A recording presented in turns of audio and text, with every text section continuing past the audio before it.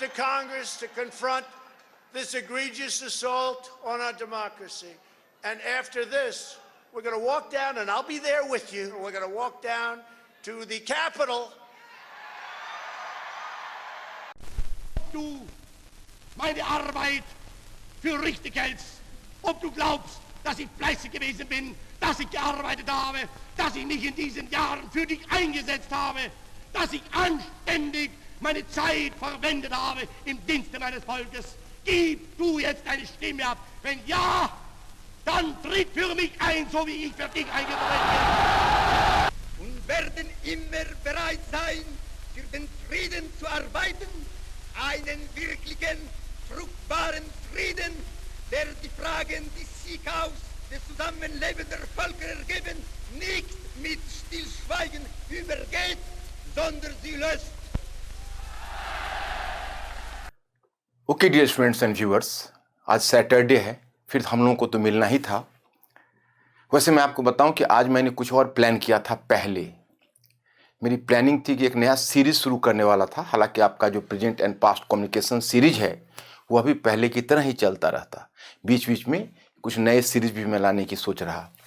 लेकिन परसों तरसों जो हमने घटना देखी 6 जनवरी को, टेम्पल ऑफ डेमोक्रेसी को जिस तरह से सबवर्सिव फोर्सेस के हाथों पीटते दिखा, उसके बाद अचानक से मैं इतना ज़्यादा इस घटना से प्रभावित हुआ कि मैंने सोचा कि मैं अपनी स्टूडेंट्स और व्यूअर्स से इस घटना को शेयर करूं।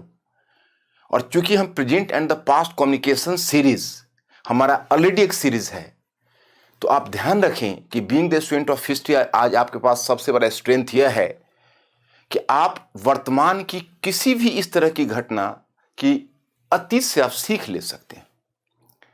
देखिए, एक हिस्टोरियन ने कहा था, एक हिस्टोरियन नहीं, उसको आप नॉर्मल थिंकर कहिए, अल्डस हक्सले, उनका यह कहना था कि history actually the most important lesson we are taking from history is that कि we are not taking any lesson. हम हिस्ट्री से सबसे बड़ा लेसन यह लेते हैं कि हम उसे कोई लेसन ही नहीं लेते हैं। अगर हम हिस्ट्री से लेसन लेने लगे तो आगे हमारे बहुत कुछ घटनाओं का सुधार हो सकता है। ये हर कॉम्पिटिटिव एग्जाम का एक बहुत ही सधा हुआ सा सवाल है। जितने भी कॉम्पिटिटिव एग्जाम है, चाहे वो आप स्टेट सर्विस में जाएं या यूपीएससी में जाएं, अगर हिस्ट्री आपका सब्जेक्ट है तो आपसे वो क्वेश्चन अवश्य पूछते हैं कि अच्छा आपने हिस्ट्री से क्या सीख ली है। तो वो हमें हमेशा सीख देती है। जब 6 जनवरी को एक पब्लिक मॉब यूएसए में हुलीगन्स का, और जिस तरह जाके कैपिटल हिल कॉम्प्लेक्स जहां पर वहां का टेम्पल ऑफ डेमोक्रेसी है, वहां की कांग्रेस है, senate and house of representatives, उसमें जिस तरह से अटैक किया, लगा कि हम किसी यूएसए का नहीं, किसी एशियो अफ्रीकन कंट्रीज और एशियन कंट्रीज में भी, वेस्ट एशिया या सेंट्रल एशिया या फिर किसी अफ्रीकन कंट्रीज का उद्देश्य देख रहे हैं, नाइजीरिया, माले, कोई भी कंट्री हो सकता है, परंतु यूएसए तो नहीं हो सकता है जिसने डेमोक्रेसी होने का इतना बड़ा दावा किया और जिसकी डेमोक्रेसी दुनिया की सबसे पुरानी डेमोक्रेसी है। आप एक काउंटर क्वेश्चन करोगे कि ब्रिटिश डेमोक्रेसी तो उससे भी पुरानी होनी चाहिए। नहीं, ब्रिटिश डेमोक्रेसी कहलाने लायक बहुत बाद में हुआ। उससे American democracy as a democracy उससे पहले है। दुनिया का पहला मॉडर्न रिपब्लिक है ये, और डेमोक्रेटिक फंक्शनिंग ब्रिटिश पार्लियामेंट से पहले इसकी बन गई थी। क्योंकि ब्रिटिश पार्लियामेंट का एवोल्यूशन का 1000 ईयर्स का इतिहास है। तो मैं आज वही घटना शेयर करना चाहता। देखिए, मेरा टाइटल क्या है कि अमेरिकी प्रजातंत्र कितना प्रजातांत्रिक। पहले मैं आपको वर्तमान घटनाओं की तरफ ध्यान इंगित करूं कि 2020 के ईयर में हमने एक घटना देखी जिसे पैंडेमिक कहा गया, और वह भी 2020 के बिगिनिंग में नोटिस तो देने ही लगा था। चाइना में, वुहान में तो काफी एक्टिव हो ही गया था। हम लोग, वर्ल्ड के सारे लोग अपने आप को सुरक्षित मान रहे थे और यह समझ रहे थे कि यह चीन तक ही या फिर आसपास के क्षेत्रों तक सिमट कर रह जाएगी, लेकिन वह कल को हमारे पास पहुंच जाएगी इसका अनुमान नहीं था। लेकिन आपने देखा कैसे 2020 का ईयर पूरी दुनिया के लिए वह एक बिल्कुल ही विशिष्ट स्पेसिफिक ईयर बन गया, और उसमें हमारे जितने भी क्रिएटिव वर्क्स थे उसमें अधिकांश ध्वस्त हो गए, डेमोलिश कर गए। 2021 के प्रारंभ में, इन द बिगिनिंग ऑफ 2021, एक दूसरा एंडेमिक आया, परंतु यह पैंडेमिक नहीं था, यह इन्फोडेमिक का प्रभाव था। हम याद है, युवाल नोह हरारे हिस्टोरियन हैं, मैं विजनरी भी समझता हूं। उन्होंने सेपियंस में जो मुद्दे उठाए हैं, बाद में कुछ अन्य हिस्टोरियंस ने भी इस बात को इम्फेसाइज किया है कि 21st सेंचुरी में होमोसेपियन, जो कि एक इनविंसिबल है, जिसने नेचर पर विजय प्राप्त की, आज पूरी आप कह सकते हो कि इस प्लेनेट को छोड़कर अन्य प्लेनेट का प्रयास कर रहा है, स्पेस में भी अपना झंडा गाड़ चुका है।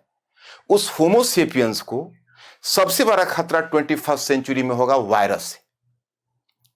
और वह वायरस आपने देखा कि किस प्रकार से कोविड-19 और किस तरह से पूरा दुनिया का लॉकडाउन, उसी प्रकार से उसने इस बात की ओर संकेत किया कि इंफॉर्मेशन टेक्नोलॉजी का जिस तरह से एक्सपेंशन और यूज हो रहा है, एक दिन वो हमारे हाथ से निकल जाएगा और हम लोग एक नई बीमारी से ग्रस्त होने वाले हैं, वह है इन्फोडेमिक। इस बीमारी से पूरी दुनिया ग्रस्त होने वाली है। यह तो सिर्फ नोटिस है, आगे इससे भी बड़ी घटना संभव है। हमें याद आया कि यही जब 9/11 की घटना हुई थी, वह आप कह सकते हो क़यामत के दिन, उस दिन लग रहा था 11 सितंबर 2001। संयोग से मैं एक पटना के किसी होटल में रुका हुआ था और ये घटना मुझे वहीं टीवी पर देखना पड़ा, तो मैं रात भर सो नहीं सका। And once again I have to share my concern कि 9 जनवरी के नाइट पे मैं पूरा थॉरोली डिस्टर्ब रहा कि what we the world is moving, दुनिया किस दिशा में मूव कर रही है। आप इसको केवल एक टीवी न्यूज के रूप में देखोगे, एक करंट अफेयर्स के रूप में देखोगे, करंट अफेयर्स की तरह, लेकिन ये घटना आगे के लिए एक बहुत बड़ी सूचना है और एक बहुत बड़ी सीख है। मैं तात्कालिक चीजें बता दूं कि तत्काल तो 2-3 चीजें हैं जो आपको वहां आसपास दिखेंगी कि एक हुलिगन्स का मॉब जा रहा है और जिस शक्ति के साथ पुलिस को रोकना चाहिए, पुलिस और आर्मी काम नहीं कर रही। दूसरी चीज आपको दिखेगी कि it is the completely a white mob. इससे पहले आपने एक ब्लैक मूवमेंट देखा था, जिस पर मैंने एक लेक्चर भी बनाया था, अमेरिका के सिविल वॉर पर, आपको याद होगा, और फिर स्लेवरी सिस्टम पर।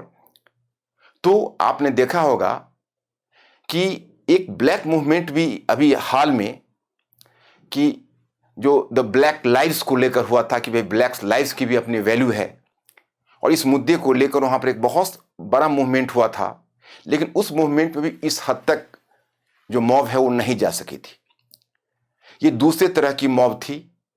इसके पास एक कॉन्फेडरेशन फ्लैग था इनके हाथों में, जो स्लेवरी सिस्टम और उस समय अमेरिकन सिविल वॉर की याद दिलाती है। यह वह मॉब था जो व्हाइट सुप्रीमेसी को बनाए रखना चाहती है, जिसका एंटी ब्लैक मेंटेलिटी है, जो एक तरह से हेटर्ड फैलाने का काम करती है। यह वह मॉब था जो प्रेसिडेंट ट्रंप को एक सेकेंड क्राइस्ट की तरह सम्मान देती है। यह मॉब था जो इनविजिबल है, जिसके लिए एक टर्म आता है, आप इन्फोडेमिक का शिकार है। क्योंकि आपने एक नाम सुना होगा, आप तो सभी लोग नेटिजन भी और नेट पर भी सक्रिय रहते हो। एक चर्चा का विषय हुआ है क्यूनॉन कॉन्स्पिरेसिस्ट ग्रुप। तो क्यूनॉन कॉन्स्पिरेसिस्ट ग्रुप की अपनी एक धारणा है। वो क्यूनॉन एक क्यू शब्द से निकला और बाद में पकड़ा गया इस नाम से, तो पाया गया कि नहीं, ये लोगों का एक ग्रुप है, क्यूनॉन ग्रुप। और इस क्यूनॉन ग्रुप के विषय में आप नॉर्मली जानोगे, 2017 से यह चर्चा में है, और वह आपस में एक खास धारणा रखते हैं। इनकी चर्चा हम आगे करेंगे।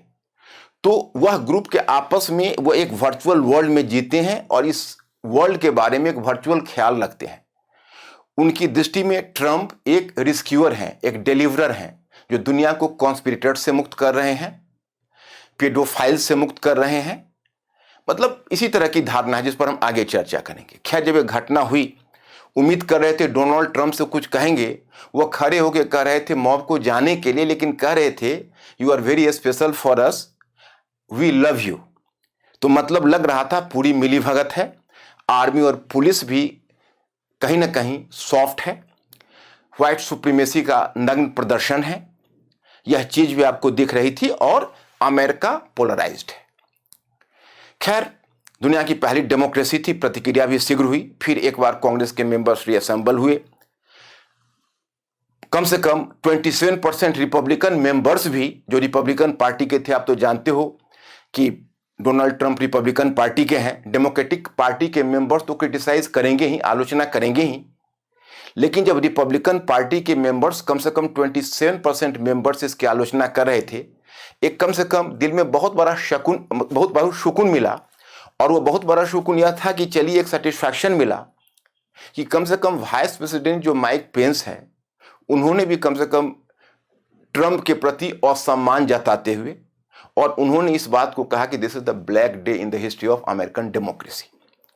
पूरी दुनिया के वर्ल्ड वाइड नेशंस के बयान अलग अलग आए, दोस्त के बयान अलग, दुश्मन के अलग, लेकिन एक बात जरूर हुई कि सभी अमेरिका के इस ट्रंप को अधिकांश हेड ऑफ स्टेट्स ने इसको क्रिटिसाइज किया। हालांकि थोड़ा सा बहुत ऐसे थे जो इंप्लाइड हो कि सिंपैथाइज किया, लेकिन नहीं, कम से कम खुलकर किसी ने उनका साथ नहीं दिया। उनको बहुत उम्मीद लगी हुई थी कि कम से कम कुछ स्टेट्स के जो रिपब्लिकन, चूंकि आप जानते हो कि अमेरिका में तो डोमिनेंस स्टेट्स का है, तो कुछ स्टेट्स के कम से कम जो सुप्रीमो है, जो रिपब्लिकन पार्टी के हैं, उनके साथ खड़े होंगे। लेकिन उनको दुखद आश्चर्य हुआ कि स्टेट्स के जो सुप्रीमो थे वो भी उनके साथ खड़े नहीं हुए। उनको जुडिशरी से भी उम्मीद थी। उन्होंने 60 टाइम्स मुकदमे डाले थे, सूट डाले थे अपने इलेक्शंस, करप्शन और मिस एप्रोप्रिएशन ऑफ वोट्स के मुद्दे को लेकर। लेकिन एक्सेप्ट वन, सुप्रीम कोर्ट ने किसी को भी, फेडरल कोर्ट ने किसी को भी रिकॉग्नाइज नहीं किया था। वहाँ का जो फेडरल कोर्ट है उसमें बहुत सारे जजों, चहेते जजों की इन्होंने नियुक्ति की थी, उन जजों से इन्हें भरोसा था। लेकिन फिर भी जज इनके साथ, इनके इस फ्यूजिकल पॉलिटिक्स में साथ खड़े नहीं रहे। तो कम से कम चलो इतना तो सुकून मिला कि अभी कुछ लोग यूएसए में है जो डेमोक्रेसी को बचाने के लिए फाइट करेंगे। सबसे बढ़कर, हालांकि ये प्रपोजल डेमोक्रेटिक पार्टी की ही तरफ से आया। एक जो आप जानते हो रिपब्लिकन पार्टी की जो अध्यक्षा हैं, the speaker, you might have heard the name, जो नैन्सी पेलोसी, उन्होंने कहा कि भाई 25th कॉन्स्टिट्यूशनल अमेंडमेंट लाइए, क्योंकि अगर 25th कॉन्स्टिट्यूशनल अमेंडमेंट आ जाएगा तो वाइस प्रेसिडेंट पावर ले लेगा और इनको इनकॉम्पिटेंट करके उनको बाहर कर देगा। ये तो बहुत बड़ी बात है। और अगर वह भी काम ना करे तो आप इम्पीचमेंट लाइए। 11 या 12 दिन तक भी नेशन इस व्यक्ति को नहीं सह सकता, इस प्रेसिडेंट को।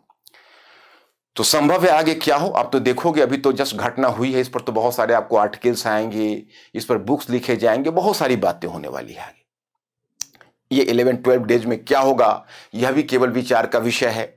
उधर ट्रंप भी बैठे नहीं हुए हैं, वो चाहते हैं कि अपने आप को पार्डन दे दें, और बहुत सारे जुडिशियल एक्सपर्ट के साथ बैठकर इस बात पर विचार विमर्श कर रहे हैं कि can I be authorise to extend pardon to myself. लेकिन अधिकतर जो एक्सपर्ट्स, उनका यही मानना है कि यह बेसिक जो नॉर्म्स ऑफ जुडिशरी का है उसके खिलाफ होगा। कोई व्यक्ति जो स्वयं कल्प्रिट है वो अपना जज नहीं बन सकता। चलिए, बहुत बड़ी बात है, और कम से कम अमेरिकी इतिहास में वह यह गलत प्रेसिडेंट कम से कम इस्टेब्लिश करके ना जाए, क्योंकि उन्होंने जो किया है वही कम नहीं है। तो इतनी सारी बातें हैं। देखिए घटनाएं किस तरह करवटें बदलती है। लेकिन मैं आपको present and past communication series में थोड़ा यहाँ से पीछे ले चलना चाहता हूँ। मैं 2-3 बातें आज आपको दिखाना चाहता हूं, तो आपको संभवतः डेमोक्रेसी और पर्टिकुलरली अमेरिकन डेमोक्रेसी की भी ज्यादा गहरी समझ होगी। मैंने क्या कहा, history is your asset, that is a gateway to knowledge. To all the humanities subject and the social sciences. आप अगर हिस्ट्री पर अच्छे ढंग से ग्रिप रखते हो तो जनरल स्टडीज में आपका 50% काम तो वैसे भी होता चलेगा, और प्लस आपको अतिरिक्त जिज्ञासा होगा। आप ऐसे पेपर में कहीं भी आप वहाँ पर अपने पोजीशन को वहाँ से बैकग्राउंड लेकर आप कहीं अगर पब्लिक प्रवक्ता भी हो तो आप वहाँ बहुत सारे दृष्टांत ले सकते हो। अब हम आते हैं, पहले हमने चर्चा यह की है कि पहले मैंने यही बताया कि अमेरिका को पूरी दुनिया वैल्यू कैसे कर रही थी। पहले रिपब्लिक के रूप में वैल्यू कर रही थी, पहले डेमोक्रेसी के रूप में वैल्यू कर रही थी। तो मैंने एक पहले मैं आपका प्रॉब्लम सॉल्व कर देता हूं कि आपके मन में जिज्ञासा होगी। वैसे आप लोग तो जब पॉलिटिक कॉन्स्टिट्यूशन पढ़ते हो तो आपको कुछ वर्ल्ड कॉन्स्टिट्यूशंस के बारे में पढ़ना होता है। आप लोग इकोनॉमिक्स भी पढ़ते हो, बाकी सारे सब्जेक्ट्स भी पढ़ते हो। हिस्ट्री में मेरी कोशिश केवल यही है कि आप लोग जितने भी सब्जेक्ट्स है उसको हिस्ट्री के साथ साथ आप देखते चलो तो आपको सभी का एवोल्यूशन पता चल जाएगा, तो वह काम आपका बहुत ही आसान हो जाएगा। देखिए, रिपब्लिक का तो पहला एक्सपेरिमेंट ग्रीस में हुआ था, फिर रोम में भी हुआ, लेकिन वो सब बहुत ही अर्लीस्ट फॉर्म ऑफ रिपब्लिक थे जो आए और कोलैप्स हो गए।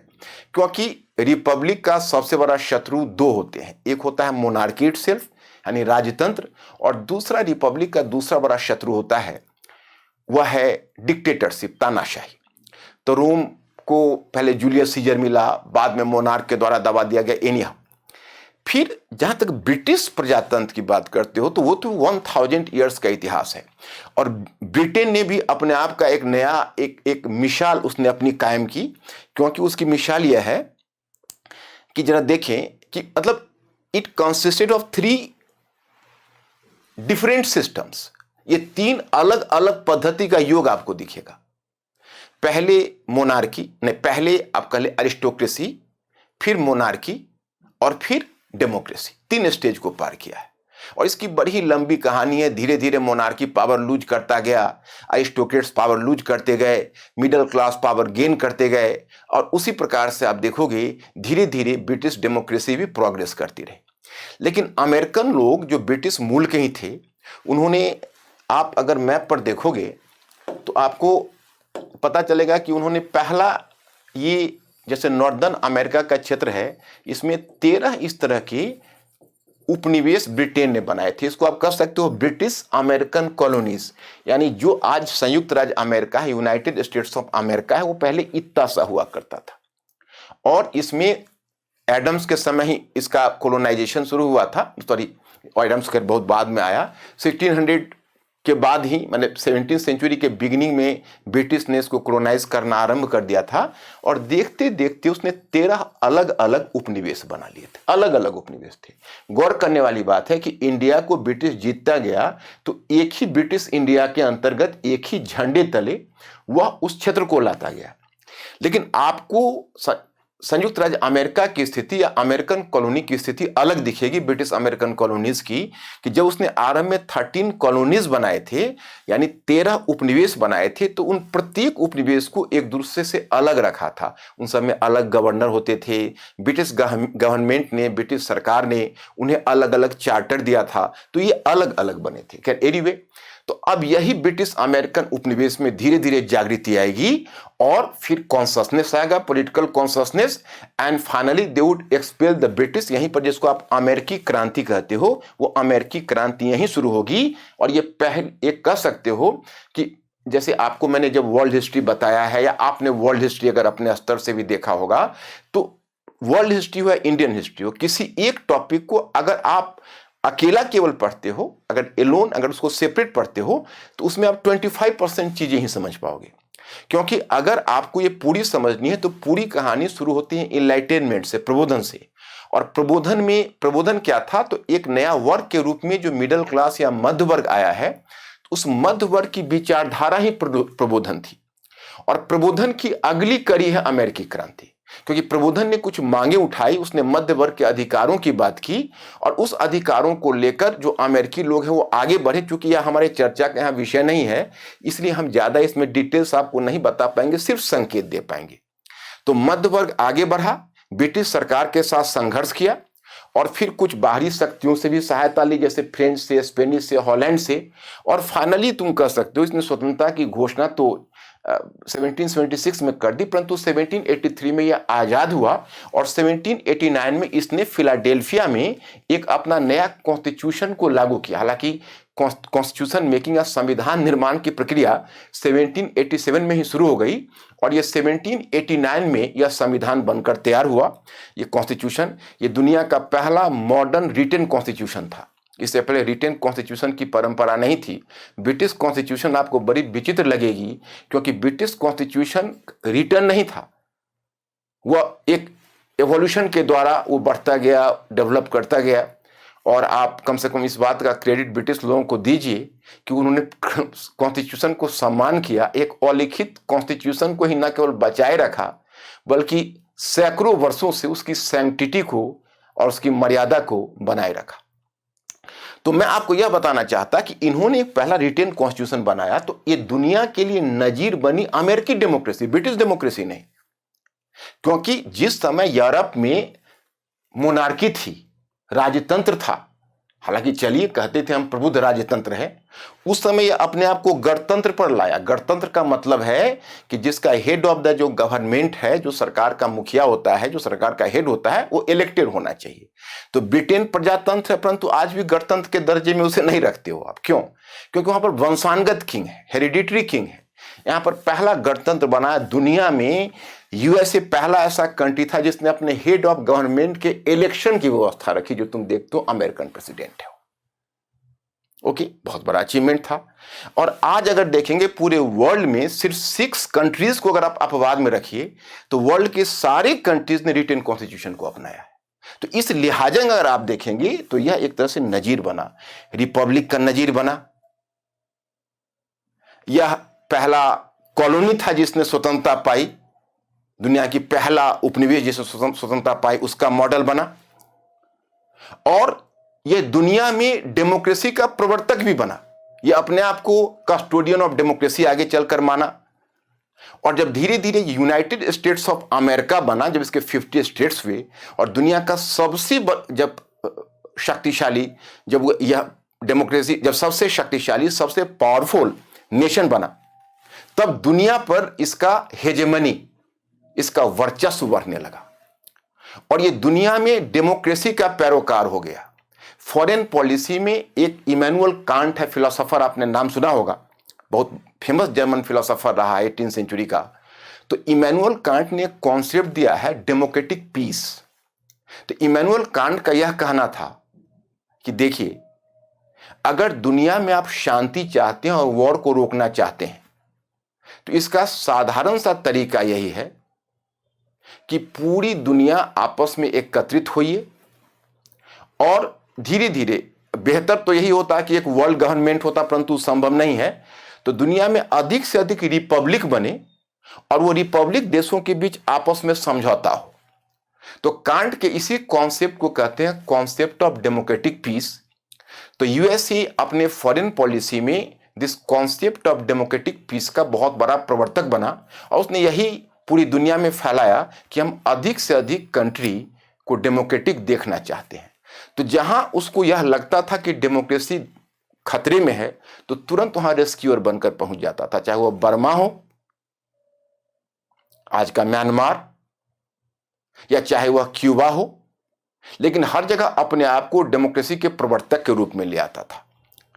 यह दूसरी बात है कि दुनिया के सबसे बड़े बड़े डिक्टेटर उसी के साए में पले, जिसमें पाकिस्तान के जनरल जियाउल हक से लेकर परवेज मुशर्रफ और उससे पहले अयूब खान और याहिया खान तक सभी दे वर मिलिट्री डिक्टेटर्स। लेकिन खैर, उस पर हम बाद में आते हैं। तो यह एक तरह से दुनिया में एक पैट्रोनाइज किया डेमोक्रेसी को, अपने आप का प्रचार किया। बराक ओबामा ने जब चाइना इंडिया की तुलना की जा रही थी, चाइना के प्रोग्रेस को, तो हमें याद है कि 2010 की बात है, जहां तक मैं अगर रिकॉल कर पा रहा हूं सही तो उसने उस समय बराक ओबामा ने स्टेटमेंट दिया था कि India progressed not in spite of democracy but India progress due to democracy. मतलब भारत का जो प्रोग्रेस हो रहा है वह प्रजातंत्र के बावजूद नहीं हो रहा है, प्रजातंत्र के कारण हो रहा है। तो इस तरह से अपने आप को वो चित्रित करते थे, हम लोग भी या सभी लोग उसकी तरफ देखते थे। और सबसे बड़ी बात यह हुई कि आगे चलकर उन्होंने एक नया कॉन्सेप्ट ला दिया। वो कॉन्सेप्ट था कि R2P, R2P कहते हैं कि रेस्पॉन्सिबिलिटी टू प्रोटेक्ट, कि दुनिया में जिन देशों में कोई अगर सरकार कोअर्सिव हो जाती है, कोई सरकार निरंकुश हो जाती है, और जब वो अपनी ही जनता का दमन करने लगती है, अपने ही पीपल को जब क्रश करती है, तो उसको बचाना हमारा दायित्व है, ऐसा वह दावा अमेरिका करता R2P। और इसी आधार पर सीरिया, लीबिया और न जाने कितने कंट्रीज के अंदर उसने हस्तक्षेप की। ये था यूएसए का चेहरा, डेमोक्रेसी का यू कैन से पैटर्न। और मैं एक बात इसमें यह बताना चाहूं कि एक जो सबसे स्पष्ट चीज है और सबसे दिलचस्प चीज आपके लिए है, वो दिलचस्प चीज यह है कि यूएसए का मैंने आपको बताया एक टर्म उसने दिया है, और इसको बड़े गर्व से हर प्रत्येक अमेरिकन स्वीकार करता है। वह टर्म है अमेरिकन एक्सेप्शनलिज्म। उसको मैं हिंदी में क्या कहूं? हिंदी में अमेरिकी विशिष्टतावाद कहता हूं। हालांकि ये सही ट्रांसलेशन नहीं होगा, लेकिन ये अमेरिकन एक्सेप्शनलिज्म, ये जो टर्म है, यह 19वीं सेंचुरी में सबसे अस्तित्व में आया। और मैं एक बात बताऊं कि यह इस टर्म को हालांकि अमेरिकन लोगों ने बाद में अपनाया, पहले इस टर्म को इजाद किया एक फ्रांसीसी चिंतक थे, एक पॉलिटिकल थिंकर, जिनका नाम था अलेक्सी डी टॉकविले। 1834 में अलेक्सी डी टॉकविले ने संयुक्त राज्य अमेरिका की यात्रा की, और उन्होंने कहा कि देखिए, अच्छा आप लोग अगर गौर करेंगे तो आपको ऐसा प्रतीत होगा, उन्होंने एक बुक लिखी 2 वॉल्यूम में, कि डेमोक्रेसी इन अमेरिका। इन 1834 की बात कर रहा हूं, डेमोक्रेसी इन अमेरिका। उस बुक में उन्होंने लिखा है, डेमोक्रेसी इन अमेरिका में, कि देखिए अमेरिका एक्सेप्शन है, आप अमेरिका की तुलना यूरोप से मत कीजिए। यूरोप बस बहुत ओल्ड चीज है, अमेरिका बिल्कुल लेटेस्ट है। और क्यों अमेरिका एक्सेप्शन है, तो उन्होंने वहां 2 कारण बताए हैं। एक है कि the absence of feudalism, Europe में सामंतवाद था, अमेरिका में सामंतवाद नहीं आया, यानी एब्सेंस ऑफ फ्यूडलिज्म। अब आप लोग हमसे पूछने लगेंगे भाई अब सामंतवाद पर भी एक लेक्चर दे डालिए, तो अब चूंकि हमारी यात्रा थोड़ी लंबी है, तो इंडिविजुअलाइज करके पास्ट एंड प्रेजेंट सीरीज में कई बार मैं ऐसा महसूस करता हूं कि बहुत बच्चे वर्टिकल डाइव के लिए प्रयास खोजते हैं मुझे कि भाई वहां पर उसको अंदर जाकर, एक तरह से मान लीजिए सामंतवाद भी एक पद्धति है, पूंजीवाद से पहले था, जिसमें कि किंग की स्थिति कमजोर थी और किंग और प्रजा के बीच एक मध्यस्थ और बिचौलियों की श्रृंखला होती थी। एरिस्टोक्रेट्स, उनके कुछ अपने इकोनॉमिक एंड सोशल उनके प्रिविलेजेज होते थे, पॉलिटिकल, इकोनॉमिक एंड सोशल प्रिविलेजेज, राजनीतिक, आर्थिक और सामाजिक विशेषाधिकार। और सबसे बढ़कर उन्होंने किसानों को दास बनाया हुआ था, उसके लिए एक टर्म आता था कृषि दासता। कृषि दासता, कृषि दासता मतलब उसको बोलते हैं सर्फडम, उसी को मैनुअल सिस्टम भी यूरोपियन फेडरलिज्म के संदर्भ में कहा जाता है। तो वहां पर तो अगर, इसीलिए इनका कहना था डी टॉकविले का कि भाई बाकी तो यूरोप में बदलाव लाने के लिए सामाजिक क्रांति अनिवार्य हो गई, क्योंकि जब तक कुलीनों की शक्ति नहीं टूटेगी, जब तक उनके विशेषाधिकार समाप्त नहीं होंगे, तब तक तो फिर वहां एक इक्वलिटेरियन सोसाइटी आ ही नहीं सकती है, एक समतामूलक समाज पैदा ही नहीं हो सकता है। लेकिन छोड़िए, अमेरिका की स्थिति तो बड़ी अलग है, वो तो गिफ्टेड है ईश्वर के द्वारा। गिफ्टेड है ईश्वर के द्वारा कैसे? तो वहां पर इक्वलिटी एक तरह से वरदान के रूप में मिला हुआ है। पहला, वहां फ्यूडलिज्म नहीं है, और दूसरा, वहां समानता लाने के लिए कोई सामाजिक क्रांति करने की जरूरत नहीं हुई। समानता लाने के लिए वहां सोशल रिवॉल्यूशन की जरूरत नहीं हुई, जैसा फ्रांस में, यूरोप के अन्य देशों में या एशियाई अफ्रीकी अन्य देशों में हुआ। ये तो बिल्कुल स्पेशल कंट्री है। अमेरिकन लोग भी अपनी स्पेशलिटी का काफी प्रचार करते थे। कहा जाता है कि एक दूरवर्ती महाद्वीप में एक तरह से तुम समझो तो संगठित और एक कोर्सिव या एक केंद्रित शासन व्यवस्था से अलग हटकर उन्होंने स्वतंत्र रूप से जीवन जिया। इसलिए उन्होंने व्यक्ति स्वतंत्रता की एक अनडाइल्यूटेड, अनकॉम्प्रोमाइज्ड एक कॉन्सेप्ट पैदा कर लिया कि हम स्वतंत्रता से कोई कॉम्प्रोमाइज नहीं कर सकते। दूसरा कि चूंकि अमेरिका को कहा जाता था द कॉन्टिनेंट ऑफ एबंडेंस, तो कॉन्टिनेंट ऑफ एबंडेंस का मतलब हुआ कि वहां पर प्रचुरता है संसाधनों की, और फिर जो लोग यूरोप से या ब्रिटेन से निकलकर जाते अमेरिका और वहां जाकर अपने भविष्य को आजमाते, तो अमेरिका एक ऐसा सुअवसर प्रदान करता उनको ऐसी अच्छी अपॉर्चुनिटीज प्रदान करता था कि वहां रातों रात किसी का भाग्य बदल जाता था। Your fate is going to change overnight. तो इसलिए कहा जाता है कि एक औसत अमेरिकन अपने अप्रोच में ऑप्टिमिस्टिक होता है, आशावादी। आज भी हॉलीवुड मूवी में देखोगे कि लगता है पृथ्वी डिवास्टेट कर जाएगा और अमेरिकन साइंटिस्ट लगे हुए हैं। मतलब हमने एक अर्नेस्ट हेमिंग्वे की बुक हमें ग्रेजुएशन में पढ़नी थी इंग्लिश लिटरेचर में, अ फेयरवेल टू आर्म्स। बाद में उसका एक ओल्ड मैन एंड द सी मेरे सिलेबस में नहीं था, लेकिन मैंने पढ़ा था उसको और नोबेल प्राइज भी उसको मिला हुआ है। उसमें वही सेंस ऑफ अमेरिकननेस है कि सेंस ऑफ परसिस्टेंस। अमेरिकन कभी हार नहीं मानते, अमेरिकन कभी झुकते नहीं। तो अमेरिकन एक्सेप्शनलिज्म का काफी प्रचार हुआ। चलिए, तो एक दूसरा फैक्टर है, वहां पर एक फ्यूडलिज्म नहीं, मैंने लिख दिया कि अमेरिकी विशेषतावाद की खासियत है कि सामाजिक क्रांति के बिना सामाजिक क्रांति के बिना सामाजिक समानता, मैंने लिख दिया सामाजिक आंदोलन, इसको मैं सुधार दूंगा। मतलब feudalism and social equality without social revolution, मतलब कि बिना सामाजिक समानता के लिए कोई सामाजिक क्रांति करने की जरूरत नहीं हुई। ये तो हुआ आपको यूएसए का एक तस्वीर। अब हम आपको कुछ सीक्रेट बातें सुनाते हैं, क्योंकि आप अगर सोशल साइंस पढ़ते हो तो मुझे भी एक समस्या होती है, और आप लोगों से एक मैं बार बार अपने व्यूअर्स से, अपने स्टूडेंट से रिक्वेस्ट करता हूं कि कभी भी सोशल साइंस में वन मैन डायलॉग नहीं होता। Even you are free to counter my view. आपको स्वतंत्रता है, हम उसे रोक नहीं सकते, क्योंकि कोई भी चीज के एक से अधिक डायमेंशन होते हैं।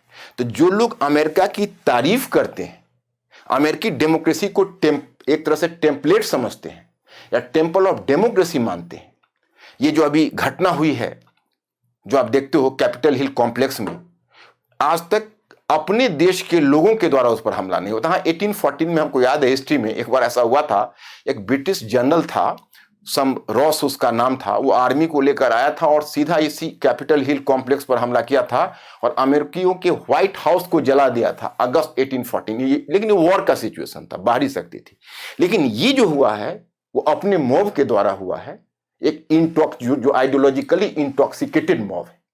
तो खैर, अब हम आपको बताते हैं कि हम यहां पर यह देखना चाहते या यह चर्चा करना चाहते कि भाई वर्तमान संकट का दूरगामी कारण क्या है। मैं दो कारण वर्तमान संकट का आज आप लोगों से डिस्कस करूंगा, आप लोग ध्यान से सुनना। एक मैं डिस्कस करूंगा remote cause of present crisis, वर्तमान संकट के दूरगामी कारण, और दूसरा वर्तमान संकट के तात्कालिक कारण। आप इन सारी गुत्थियों को आप आसानी से समझ जाएंगे। देखो, इसका जो दूरगामी कारण है उसमें पहला हमने लिखा है internal contradiction with in American model. सबसे बड़ी बात है कि जिसे हम अमेरिकी गणतंत्र या प्रजातंत्र का मॉडल कहते हैं, उसमें एक बड़ा ही इंटरनल कॉन्ट्रडिक्शन है, और ये तुम भी जिसको कहते हो आंतरिक विरोधाभास है, उसके अंदर आंतरिक विरोधाभास। और मैं ये दावे के साथ कह सकता हूं कि यह आंतरिक विरोधाभास आप लोग भी महसूस कर रहे होंगे। कैसे? जब न्यूज़पेपर पढ़ते हो तो देखते हो कि अब जो ब्लैक के साथ पुलिस एट्रोसिटीज होती है, पुलिस किस तरह से एक कोल्ड ब्लडेड मर्डर करता है किसी ब्लैक को, या फिर फेक इनकाउंटर दिखाता है वहां पर जो ब्लैक लोगों के और व्हाइट लोगों के बीच जो एक तरह से माने इन बिहेवियर, चाहे उनको उनका पेनल प्रोविजन जो भी हो, उनके कॉन्स्टिट्यूशनल प्रोविजंस जो भी हो, उससे लेना देना नहीं है, लेकिन जो व्यवहार में एक ब्लैक के साथ डिस्क्रिमिनेशन होता है, तो एक तरफ आप वह देखते हो, दूसरी तरफ तुम देखते हो कि वह अमेरिका है, वह यूनाइटेड स्टेट्स ऑफ अमेरिका है जो human rights, individual freedom, democracy का सबसे बड़ा रक्षक है। तो यह कॉन्ट्रडिक्शन क्यों? तो यही मैं आपको विरोधाभास बताता हूं क्या है। तो पहला पॉइंट में मैंने एक बड़ा ही प्रोवर्बियल या फ्रेजियल बात लिखी है। वह फ्रेजियल बात यह है, original sin of white settlers in America, America में श्वेत प्रवासियों के द्वारा किए गए आरंभिक पाप, श्वेत प्रवासियों के द्वारा किए गए आरंभिक पाप, मतलब यहां पर I have used the term original sin of white settlers in America. तो ये ओरिजिनल सिन क्या है? ये टर्म कहां से मैंने लिया है? आप क्रिश्चियन, आप बाइबल में देखोगे, बाइबल में एक ओरिजिन, एक बुक ऑफ ओरिजिन है, उसमें दुनिया का ओरिजिन दिखाया गया है। एडम और एव नामक दो कैरेक्टर दिखाए गए हैं जिसको कि गॉड ने कुछ काम करने से प्रोहिबिट किया, परंतु उसने कर दिया। वही ओरिजिनल पाप हुआ, जिस कारण से पूरी मानव जाति को आगे भी सफर करनी पड़ी और हम लोग मोर्टल बन गए। तो यह तो एक फ्रेज के रूप में हमने इस्तेमाल किया है। अब अमेरिकी लोगों का ओरिजिनल सिन क्या है कि आप समझ सकते हो कि यहाँ से यूरोपियन सेटलर्स गए, वहाँ के रेड इंडियंस को दबाया, उनका लैंड छीन लिया, उन्हें डिप्राइव देम कंप्लीटली, उन्हें आप कह सकते हो उसमें से बहुत मार डाले गए वॉर में, बहुतों को गुलाम बना दिया गया, बहुतों को अपने लैंड से खदेड़ दिया गया। तो ये हुए, इसको हम कहते हैं अमेरिकन ब्लैक। अमेरिकन ब्लैक, वे कहते हैं इंडियन। अब ये अमेरिकन ब्लैक और इंडियन का क्या झमेला है, इन दोनों में क्या डिफरेंस है, मैं यह भी स्पष्ट करना चाहूंगा आपको। दूसरा, क्योंकि वो अमेरिका में कोई वेलफेयर करने तो गए नहीं थे, वो गए थे अमेरिका में वहां के संसाधनों को लूटने। बल्कि मैंने कई बार अपने लेक्चर में, कई और लेक्चर में बताया होगा, और मैं आप लोगों से बार बार अनुरोध करता हूं कि आप लोग, और अगर कुछ लेक्चर पुराना पड़ जाए और आपको ऐसा लगे कि आप कुछ बातें भूल रहे हो, तो यूट्यूब पर वो लेक्चर रखा हुआ है, आप उसको रिपीट कर लो। क्योंकि जितना आप चीज़ों को इंटीग्रेट करके देखोगे उतना ही आपको सुविधा होगी। आप ऐसे में भी, आप कोई भी क्वेश्चन में, आप हिस्ट्री ऑप्शनल में या दूसरे जनरल स्टडीज़ के पेपर में, कहीं भी आप उसका इस्तेमाल कर सकते हो। क्योंकि सबसे पहले अगर हमारा ज्ञान बढ़ता है तो सारी समस्याएं स्वयं सुलझ जाती हैं। तो मैं यहाँ पर आपको यह बताना चाहता कि जो ओरिजिनल सेटलर्स थे, वो जो सेटलर्स थे गए तो अमेरिकन, बहुत सारे अमेरिकन के साथ जो किया वो तो मैं बता रहा हूँ, और उनको इंडियन क्यों कहते थे वो भी मैं बता रहा। दूसरी बात है कि वहाँ पर चूंकि उनको एक प्लांटेशन खेती करनी थी, बागवानी खेती। अमेरिका ने ही यूरोप को आगे बढ़ाया है। अगर अमेरिकी महाद्वीप नहीं मिलता तो एशिया से आगे नहीं बढ़ पाते, चूंकि चीन और भारत जैसे बड़े संसाधनों वाले देशों से उनका आरंभ में प्रतिस्पर्धा थी। तो वहाँ पर जब उन्होंने बागवानी फसलें करनी थी तो वहाँ पॉपुलेशन तो उतनी थी नहीं, उतनी जनसंख्या नहीं थी। तो उन्होंने क्या किया कि बड़ी संख्या में अफ्रीकी महाद्वीप में, जिसके कोस्टल रीजन में, उन्होंने बहुत सारे अपने सेटलमेंट स्थापित किए थे। तो अफ्रीकी महाद्वीप से बड़ी संख्या में वो स्लेव्स को लेकर आए और ले आकर इसी स्लेव से उन्होंने यहाँ खेती करनी शुरू कर दी। तो ये हो गए अफ्रीकन अमेरिकन, मतलब ये अफ्रीकन अमेरिकन, ये अफ्रीकन स्लेव्स हुए। कुछ स्लेव्स हुए हैं जो अमेरिकन, जो देसी लोग हैं, जो पराजित हुए, जिनको इन्होंने इंस्लेव कर दिया, उन्हें दास बना लिया। वे कुछ दास तो वैसे हैं और कुछ दास ऐसे हैं जिन दासों को इन्होंने अफ्रीकी महाद्वीप से आयात किया। इसके अलावा जो इंडेंजर्ड लेबर, वो आगे करेंगे, अनुबंधित श्रमिक, जिसके बारे में मैंने अपने किसी लेक्चर में बताया होगा। तो ये है। अब यहां पर मैंने एक टर्म का इस्तेमाल किया है, देखिए गौर करिएगा। ओरिजिनल सीन उनका क्या है कि in practice a white and male dominated Republic, व्यवहार में जिस अमेरिकी गणतंत्र की इतनी चर्चा होती है, इतनी तारीफ होती है, जो हमारे लिए एक टेम्पलेट और मॉडल बना है, वह अमेरिकी गणतंत्र केवल व्हाइट और पुरुष लोगों का गणतंत्र आरंभ में था। क्योंकि ब्लैक लोगों को कोई राइट नहीं था, चाहे वो अफ्रीकन अमेरिकन हो या आप अमेरिकन के देशी अमेरिकन हो, देशी ब्लैक इंडियंस हो, अमेरिकन इंडियंस हो, इन दोनों में से किसी को कोई राइट नहीं था। निम्न वर्ग के लोगों को भी वोटिंग राइट नहीं दिया गया। वोटिंग राइट बहुत ही कुछ लोगों के हाथों में दिया गया और ऐसा माना गया कि इन लोगों को यह राइट्स रखना चाहिए। और क्योंकि एक रिस्पॉन्सिबल व्यवस्था तब कायम होगी जब कुछ बुद्धिमान लोगों के पास ही मताधिकार यानी वोटिंग राइट होंगे, सभी को नहीं मिलना चाहिए। और जहां तक दासों का सवाल है तो उसको तो इंसान मानते ही नहीं थे, तब वो मानते थे जस्ट प्रॉपर्टी की तरह, निजी संपत्ति की तरह। अब इसमें तो कुल मिलाकर पहले यह तय हुआ कि आप बताया जाता है कि अमेरिका टेम्पल ऑफ डेमोक्रेसी क्यों बना, तो वह व्यक्ति की स्वतंत्रता का बहुत बड़ा रक्षक था। ठीक है, चलिए, तो क्यों व्यक्ति की स्वतंत्रता का वो इतना बड़ा रक्षक था कि उसने जब अपना संविधान बनाया तो अपने संविधान में सेपरेशन ऑफ पावर का कॉन्सेप्ट लाया, जो मॉन्टेस्क्यू ने दी थी। आप लोग पॉलिटी वगैरह में पढ़ते होंगे या फिर जो मेरे हिस्ट्री के क्लास में भी, तो मैं जब अमेरिकन कॉन्स्टिट्यूशन हमारा सिलेबस में भी है तो वहाँ पर आपको मैंने बताया होगा कि देखो, मॉन्टेस्क्यू ने कहा था सेपरेशन ऑफ पावर की सरकार के जो 3 अंग है, कार्यपालिका, विधानमंडल और न्यायपालिका, executive, legislative body and judiciary, उनको आपस में सेपरेट होना चाहिए, क्योंकि अगर आपस में वो सेपरेट रहेंगे तभी व्यक्ति की स्वतंत्रता सुरक्षित रहेगी। तो एक तो अमेरिकी लोग इतना ज्यादा व्यक्ति की स्वतंत्रता के प्रति समर्पित थे कि उन्होंने सबसे पहला काम यही किया कि उन्होंने इसको सेपरेशन ऑफ पावर को अपनाया। दूसरा कि फंडामेंटल राइट्स, उसे देखो, बिल ऑफ राइट्स ब्रिटेन में भी था, पहले ब्रिटिश मैग्ना कार्टा बना था, आया था 1215 में। उसके बाद ब्रिटेन का जो पार्लियामेंट था वो बिल ऑफ राइट्स 1689 में लागू किया था, लेकिन उसमें पार्लियामेंटियंस के राइट की बात की गई थी। और फिर मैं एक बात बता दूं कि ब्रिटेन में फंडामेंटल राइट्स का वह सम्मान हो ही नहीं सकता जो यूएसए में हो सकता था। वजह क्या है कि ब्रिटेन में पार्लियामेंट को बहुत ज्यादा पावरफुल बनाया गया। पार्लियामेंट के बारे में इतना तक कहा गया यह सब कुछ कर सकता है सिवा पुरुष को महिला और महिला को पुरुष बनाने की। तो अब समझ सकते हो अगर पार्लियामेंट को इतनी ज्यादा शक्ति मिल रही है तो पार्लियामेंट, ठीक है, आप किसी को जो अधिकार देते हो वह कार्यपालिका से तो सुरक्षित है, परंतु पार्लियामेंट से सुरक्षित नहीं, विधानमंडल से सुरक्षित नहीं। अमेरिका में वह एग्जीक्यूटिव से भी और लेजिस्लेटिव से भी सुरक्षित है, क्योंकि उसका एक सेपरेट गार्जियन जुडिशियरी बैठा हुआ है, सेपरेशन ऑफ पावर है, आप उसको डिस्टॉर्ट नहीं कर सकते। तो वह जिस तरह से फंडामेंटल राइट्स को बचाया, इंडिविजुअल राइट्स को बचाया, पूरी दुनिया में अमेरिकी लोग बन गए टेम्पलेट। लेकिन वही अमेरिका में एक तो पहले रेवोल्यूशन हुआ, तो रेवोल्यूशन में कहते हैं कि अमेरिकी लोगों ने स्वतंत्रता की घोषणा की। उनसे एक बात आप पूछिए कि क्या वह ब्लैक लोगों के लिए स्वतंत्रता थी? नहीं, वो केवल व्हाइट लोगों के लिए स्वतंत्रता थी। फिर आपने जो कॉन्स्टिट्यूशन बनाया, वो कॉन्स्टिट्यूशन में आपने महिलाओं को मताधिकार दिया? नहीं दिया। Right to vote to women. और अंत में जो उनको जो सफरेज मिला विमेन को, कब मिला? महिलाओं को कब मताधिकार मिले? 20वीं सदी के आरंभिक दशक में, 1920 तक।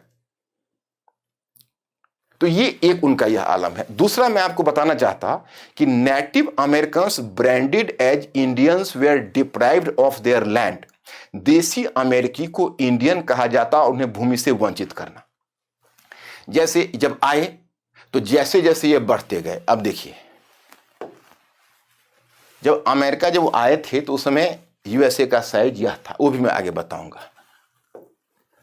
उसके बाद सिविल वॉर तक उनका साइज 34 स्टेट्स का हो गया, और 1861 तक, और उसके बाद 1865 के बाद तक वो पहुंच गए अलास्का तक।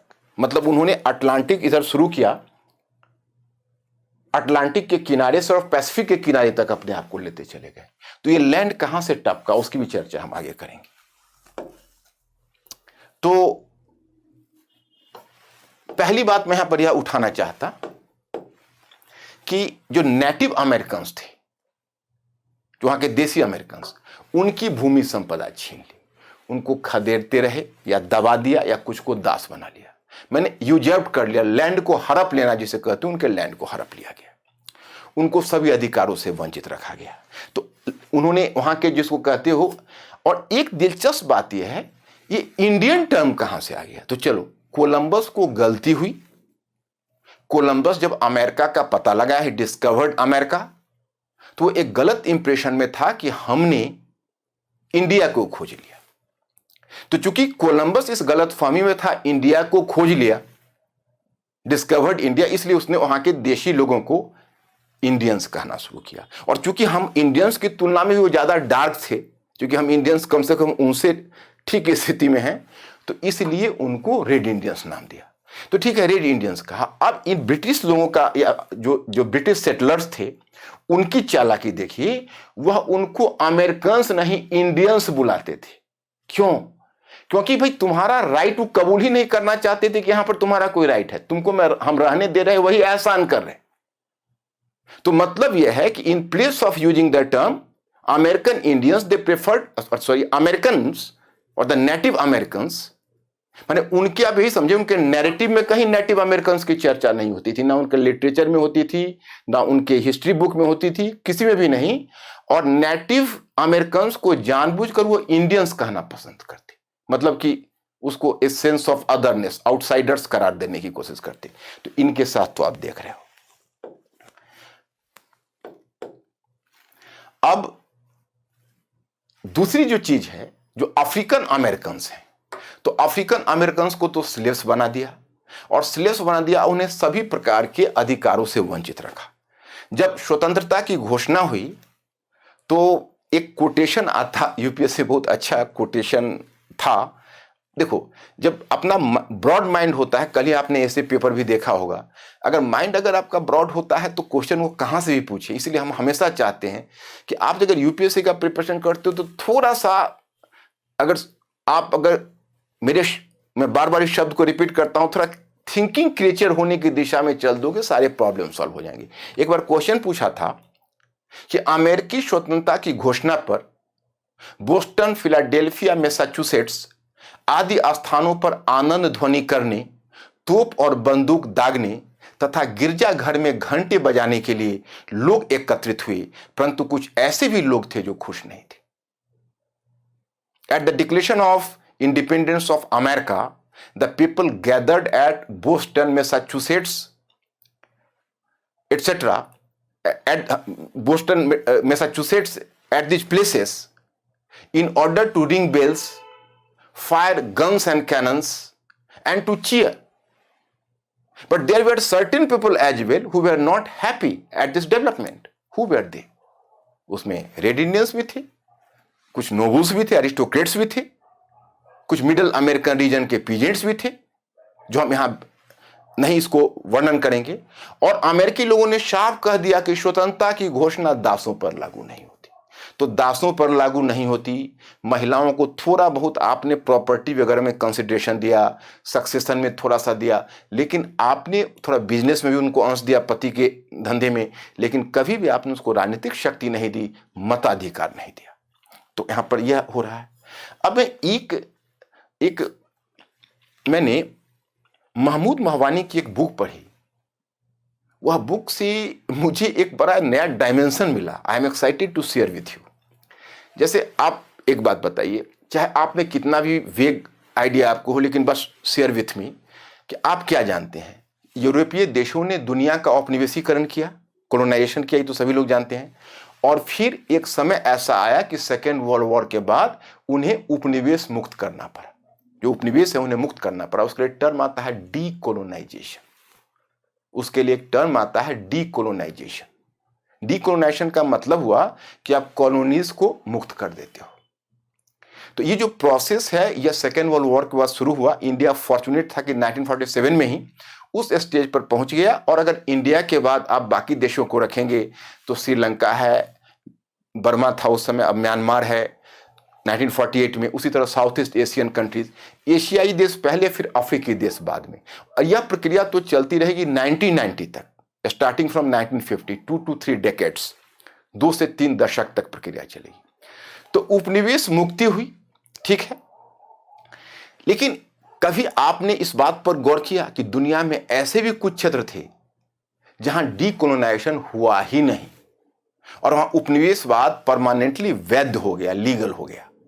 ओके, जैसे मैं उदाहरण देता हूं, आप अमेरिका, संयुक्त राज्य अमेरिका देखिए, वो तो ब्लैक लोग थे, व्हाइट सेटलर्स वहां गए, अपना राष्ट्र बना लिया, उन्हीं को डिलेटिमाइज कर दिया और अपने आप को वहां का ओरिजिनल नेटिव्स बना दिया, लौटे तो नहीं। ऑस्ट्रेलिया देखिए, ऑस्ट्रेलिया में कॉलोनाइज किया, वहां का जो एक्चुअल पॉपुलेशन था वो 60, आप समझ सकते हो कि 1960 में वो 1 लाख से कम होकर पहुंच गया था। और जिस ऑस्ट्रेलिया जिस चीज पर गर्व करता है वो उसका कौन है, उसका सेटलर्स हैं, जो व्हाइट सेटलर्स है, उसकी कंट्री रही हो। आप साउथ अफ्रीका देखिए, आप लोगों ने शायद अपार्थाइड का नाम सुना होगा, रंग भेद की नीति। 1948 में वहां की सरकार, जब दुनिया में उपनिवेश मुक्ति की प्रक्रिया चल रही थी, डीकोलोनाइजेशन हो रहा था, तो 1948 में साउथ अफ्रीका की सरकार ने वहां पर एक पद्धति लागू की थी। उस पद्धति का नाम था apartheid. It was some type of social segregation. ये एक रंग भेद की नीति थी, बिलगाव की नीति थी, मतलब उनको सेपरेट करना था, समाज में एकदम बिल्कुल ऑस्ट्रासाइज करके रखा गया था, अलग करके रखा गया था ब्लैक लोगों को। और मैं आपको बताऊं कि अमेरिका और ऑस्ट्रेलिया का क्या हुआ, ब्लैक्स का उस तो एक तरह से सेकेंड क्लास सिटीजन बनकर रह गए। वह देश तो हो गया व्हाइट लोगों का। जैसे एक दिलचस्प उदाहरण मैं आपको बताता हूं कि जब साउथ अफ्रीका में, दक्षिण अफ्रीका, आप लोग, चूंकि आप लोग अगर जो नई पीढ़ी के लोग हो, उस समय आप लोगों का वो डेट ऑफ बर्थ से पहले की बात है कि 1990 में, वैसे आप लोगों ने नेल्सन मंडेला का नाम सुना होगा। नेल्सन मंडेला ने उसमें एक अफ्रीकन नेशनल कांग्रेस बना के वहां एक लंबी संघर्ष किया था। 27 ईयर्स जेल में भी रहे थे, प्रायः गांधी से भी उनकी तुलना की जाती है। और अंत में 1990 में उन्हीं ने वार्ता करके, उन्हीं के साथ वार्ता करके व्हाइट सरकार ने धीरे धीरे वहां ट्रांसफॉर्मेशन लाया और तब जाकर वहां डेमोक्रेसी स्थापित हुई साउथ अफ्रीका में। आज भी क्या है, आज भी जो ब्लैक्स हैं उनका इंफीरियर पोजीशन है। तो इस पहलू पर किसी का ध्यान नहीं जाता कि कुछ ऐसे क्षेत्र दुनिया के थे जिसको अमेरिका ने, जिसको कि पश्चिमी शक्तियों ने डीकोलोनाइज ही नहीं किया। उसी में एक था यूनाइटेड स्टेट्स ऑफ अमेरिका। अब आप विश्वास करोगे कि जब अमेरिकन सिविल वॉर हुआ, उस सिविल वॉर की कहानी क्या, मैंने एक लेक्चर भी उस पर बनाया हुआ है जो पीछे बहुत पहले, जिसको आप यूट्यूब पर देख सकते हो। तो सिविल वॉर में जो उत्तरी अमेरिकी राज्य थे वो दास व्यवस्था को नापसंद करते थे, क्योंकि उनके यहां उद्योग धंधे आ चुके थे। वो चाहते थे औद्योगिकरण का विस्तार हो, और जो उद्योग होते हैं ना, उनमें दासों की जरूरत नहीं होती है, उसमें स्किल्ड लेबर की जरूरत होती है। तो उनके दास की जरूरत, स्लेव्स की जरूरत समाप्त हो गई, तो उन्होंने दास व्यवस्था विरोधी मूवमेंट चलाना शुरू कर दिया। इधर साउदर्न अफ्रीका में जो बागवानी कृषक हैं साउदर्न अफ्रीका में, that was called the, you can say, plantation aristocrats. तो दक्षिण अफ्रीका में अधिकतर किसान हैं, बड़े बड़े भूमिधारी हैं। वो कपास की खेती करते थे, तंबाकू की खेती करते थे। ये सब कैश क्रॉप्स थे, नगदी फसल, और यूरोप में निर्यात करते थे। लेकिन उतना पॉपुलेशन तो साउथ में नहीं था, तो उनकी मजबूरी थी वो दास रखें। वो कहते थे हम दास रखेंगे, दास व्यवस्था मान्य है। और उत्तरी अमेरिकी राज्य कहते थे दास व्यवस्था अमान्य है और हमें लज्जित होना पड़ता है आपके इस व्यवहार के कारण दुनिया में, क्योंकि यूरोपीय देश भी हमारे ऊपर अंगुली उठा रहे हैं, जबकि यूरोपीय देशों ने खुद दासों का व्यापार किया था। 1830 में जाके वहां पर उन्होंने दास व्यवस्था को समाप्त किया था। और संयुक्त राज्य अमेरिका में जाकर यह 1863 में जाकर और 1865 में जाकर समाप्त हुआ। उन्होंने कहा कि नहीं, हम दास व्यवस्था नहीं रखेंगे। अब इन्हीं मुद्दों पर दोनों के बीच संघर्ष होना तय हुआ और फिर अमेरिकी गृहयुद्ध हुआ, एक सिविल वॉर हुआ। वो एक बहुत बड़ा चैलेंज था अमेरिकन फेडरेशन के लिए, परंतु आफ्टर ऑल वो दास व्यवस्था गई। तो दास व्यवस्था गई, संविधान में 13वां संशोधन आया, 13th constitutional amendment, 14th constitutional amendment, 15th constitutional amendment. तो उनको जब पॉलिटिकल और सोशल राइट्स भी दे दिए गए संवैधानिक सुधारों के माध्यम से, और दास व्यवस्था का अंत कर दिया गया, स्लेवरी सिस्टम का अंत कर दिया गया, तब भी जबकि इस दास व्यवस्था को अंत करने में बड़ी जद्दोजहद करनी पड़ी थी अब्राहम लिंकन की सरकार को। हमें याद है कि 1865 के बीच का हिस्ट्री जब आप पढ़ोगे तो वहां पर देखोगे कि उससे पहले जो अमेरिकी सुप्रीम कोर्ट है, जो वहां का फेडरल कोर्ट, वह अमेरिकी कोर्ट ने भी, हाईएस्ट कोर्ट ने भी जो एक वर्डिक्ट दिया था उसको ड्रेड स्कॉट मुकदमा कहते हैं, 1857 में दिया था। और जानते उसका क्या निर्णय था कि दास अधिकार विहीन प्रॉपर्टी है, दास अधिकार विहीन संपत्ति है। तो अब समझ सकते हो कि उसमें कोर्ट का भी यही रुख है। खैर चलिए, बाद में स्लेवरी सिस्टम का अंत हुआ, उनको सामाजिक और नागरिक अधिकार भी मिले, लेकिन वो कागज पर ही रह गए, पेपर पर। निजी जीवन में उनके साथ दुर्व्यवहार होता। एक टर्म देखो आजकल काफी प्रचलित है, लिंचिंग। जानते हैं ये लिंचिंग शब्द कहां उत्पन्न हुआ? ये लिंचिंग शब्द पैदा हुआ यूएसए के संदर्भ में। कोई ब्लैक अकेले में पाया जाता तो उसको एक व्हाइट मॉब लिंच कर देती, मतलब उसके शरीर को क्या कहोगे, नोचना, खरोचना, अंग भंग कर देना। अब समझ सकते हो कोई इंसान किसी इंसान को, क्या कोई एनिमल को कर सकता है? और सबसे ज्यादा एनिमल प्रोटेक्टर व्हाइट्स आपको अमेरिका में ही दिखेंगे। तो अमेरिका का यही कॉन्ट्रडिक्शन है। एक और भी मैं दिलचस्प कॉन्ट्रडिक्शन आपको बता रहा हूं। Coercive treatment to African American from lynching to police atrocities. अभी भी तुम देखते हो, एक पॉइंट मैंने दिया है पुलिस एट्रोसिटीज का, कि हाल में भी आपने कि जो ब्लैक लाइव्स मूवमेंट वाले में आपने देखा कि भाई ब्लैक लाइव्स का भी अपना वैल्यू है, उसको भी सम्मान मिलना चाहिए। इस पर ब्लैक लोगों ने मूवमेंट किया है। अब यहां पर उनका एक दूसरा कॉन्ट्रडिक्शन बताता हूं। जैसे थर्ड वर्ल्ड के कंट्रीज में बहुत समय तक संयुक्त राज्य अमेरिका उपनिवेशों को यह कहकर मूर्ख बनाता रहा कि देखो हम पहली कॉलोनी है जो मुक्त हुए हैं, हम यूरोपीय नहीं हैं, हम तो खुद कॉलोनी हैं। समझ रहे हो? हम खुद उपनिवेश हैं, हम आपके बड़े भाई हैं, हम आपसे सिंपैथाइज करते हैं। लेकिन जानते हैं दुनिया का सबसे बड़ा कॉलोनाइजर बना, बस केवल अंतर यही है कि उसने उपनिवेशवाद का रूप बदल दिया, बना दुनिया का सबसे बड़ा कॉलोनाइजर। एक तो मैंने पीछे जो आपको एक मैप दिखाया है, ये देखिए, ये यहां पर जो उपनिवेश यहां पर स्थापित है वो यहां तक फैला, कुछ को परचेज किया, कुछ को जीत लिया, रेड इंडियंस को भगाया और नाम दिया मैनिफेस्ट डेस्टिनी, अपने भाग्य के साथ साक्षात्कार करो। मैनिफेस्ट डेस्टिनी,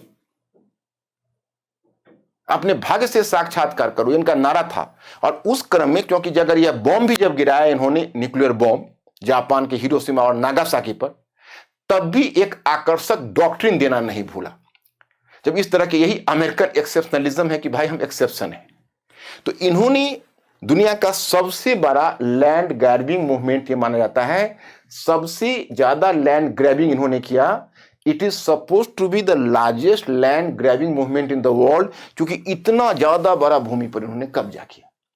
उसके बाद भी इनका जब पेट नहीं भरा तो प्रशांत क्षेत्र में इन्होंने कॉलोनाइजेशन किया, स्पेन से वॉर लड़के फिलीपींस को अपने अधीन किया, जापान में सबसे पहले जबरन जापान का दरवाजा खोला, और फिलीपींस पर जब इन्होंने कब्जा किया तब इन्होंने नव साम्राज्यवाद के रूप में एक नई थियरी दी, new imperialism. American new imperialism क्या था, तो जिसको बाद में एक ब्रिटिश पोएट ने अपने पोएम में व्यक्त किया है, और रुडयार्ड किपलिंग उसका नाम है, व्हाइट्समैन बर्डेन। ये तो हम श्वेत लोगों का अधिभार है कि हम ब्लैक लोगों को सभ्य बना रहे हैं। तो इस प्रकार से उनकी उसमें भी कॉन्ट्रडिक्शन है। पॉइंट नंबर 2 में मैंने बताया कि उनकी दूसरा कॉन्ट्रडिक्शन है कि अपने आप को वो दुनिया का पहला कॉलोनी दिखाते हैं, लेकिन दुनिया के सबसे बड़े कॉलोनाइजर के रूप में अपने आप को स्थापित करते हैं।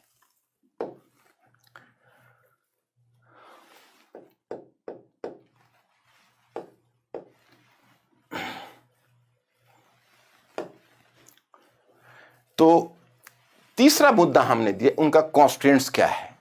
तो constraints of presidential form of government, देखिए आप लोग जानते हैं पार्लियामेंटेरियन फॉर्म ऑफ गवर्नमेंट और presidential form of government. Parliamentarian form of government का पहला मॉडल ब्रिटिश ने तैयार किया, तो प्रेसिडेंशियल फॉर्म ऑफ गवर्नमेंट का पहला मॉडल संयुक्त राज्य अमेरिका ने तैयार किया। तो मैंने जो यहाँ टाइटल दिया है, सरकार की अध्यक्षीय प्रणाली की सीमाएं, यानी constraints of presidential form of government you can say. जैसे देखिए वहां का जो प्रेसिडेंट है, ये अभी जो डोनाल्ड ट्रंप ने किया है वो तो आपको पूरी दुनिया को विजिबल है, लेकिन वैसे भी बीच में अमेरिकन प्रेसिडेंट आते रहे हैं जो अपने पावर की वृद्धि करते रहे और जो नेचुरल है। आप अगर एडम्स के समय से ही देखोगे, उससे पहले देखोगे जॉर्ज वाशिंगटन के ठीक बाद, तो ये समस्या उभर कर अमेरिकन प्रेसिडेंशियल फॉर्म में आई और ये होना ही था। क्योंकि देखो पार्लियामेंटेरियन फॉर्म की कई सीमाएं हैं, लेकिन पार्लियामेंटेरियन फॉर्म में क्या होता है, वहां पर जो रिस्पॉन्सिबिलिटी का एलिमेंट्स वो बहुत ज्यादा स्ट्रांग होता है। रात में आप बेड पर सोए तो आप मंत्री थे, सुबह उठे तो संभव है कि संतरी भी ना रह जाए, क्योंकि तब तक आपकी पार्टी माइनॉरिटी में आ जाए। और जैसा कि आजकल आप जानते हैं कि हॉर्स ट्रेडिंग होती है, तो पता चला कोई 50 एमएलए या एमपी को लेकर किसी अन्य स्टेट में चला गया और वहां जाकर किसी लग्जरी होटल में छिप कर बैठा हुआ है। तो मतलब यह है कि आपकी सरकार गई तो हमेशा हमारे गले पर एक तलवार लटकी रहती है और हम एक बिहेवियर के लिए प्रत्येक दिन उत्तरदायी होते हैं। लेकिन प्रेसिडेंशियल फॉर्म में है कि 4 इयर्स के लिए हो गए तो हो गए, तो 4 इयर्स के लिए अब तो एक ही रास्ता है, इम्पीचमेंट है। और इम्पीचमेंट की प्रक्रिया कितनी बड़ी और कितनी कॉम्प्लिकेटेड है, उसके लिए आपको कांग्रेस में भी एक तरह से उतना, दोनों में किसी एक पार्टी और एक काम, तो वोटिंग तो पार्टी लाइन पर हो जाती है। अब अमेरिका में भी डेमोक्रेटिक पार्टी है और रिपब्लिकन पार्टी है। आज भी अगर जब बात, अब इतना बड़ा संगीन इनका जुर्म है, हम संगीन जुर्म ही कहेंगे, हम इसको जुर्म ही मानते हैं। मुझे कोई कहने में हिचक नहीं हो रही है कि बीइंग ए प्रेसिडेंट इन्होंने जो किया है वो अनप्रेसिडेंटेड है, और वो आने वाली पीढ़ी इस बात के लिए अमेरिकी पीढ़ी क्या दुनिया की पीढ़ी जो भी डेमोक्रेसी लवर्स वर्ल्ड का है कोई इसको माफ नहीं करेगा। लेकिन अगर आज डोनाल्ड ट्रंप के मुद्दे पर भी आप अगर वोटिंग करवाइए तो बहुत सारी कुछ क्रॉस वोटिंग हो जाएगी, मैं मानता हूं, क्योंकि कुछ रिपब्लिकन्स भी ऐसे हैं जो बहुत ऑफेंडेड हो गए हैं, लेकिन अधिकतर रिपब्लिकन्स का वोट उसके फेवर में चला जाएगा। तो मतलब यह है, हालांकि अभी कुछ भी हो सकता है, लेकिन नॉर्मल कंडीशन में यह बहुत मुश्किल होती है ऐसा करना, यह ध्यान रखना। हमें याद है कि जब अमेरिकन कॉन्स्टिट्यूशन बना था, अब हमें याद है का मतलब यह मत समझो कि मैं भी कॉन्स्टिट्यूंट असेंबली में बैठा हुआ था, मतलब मैंने कहीं पढ़ा है।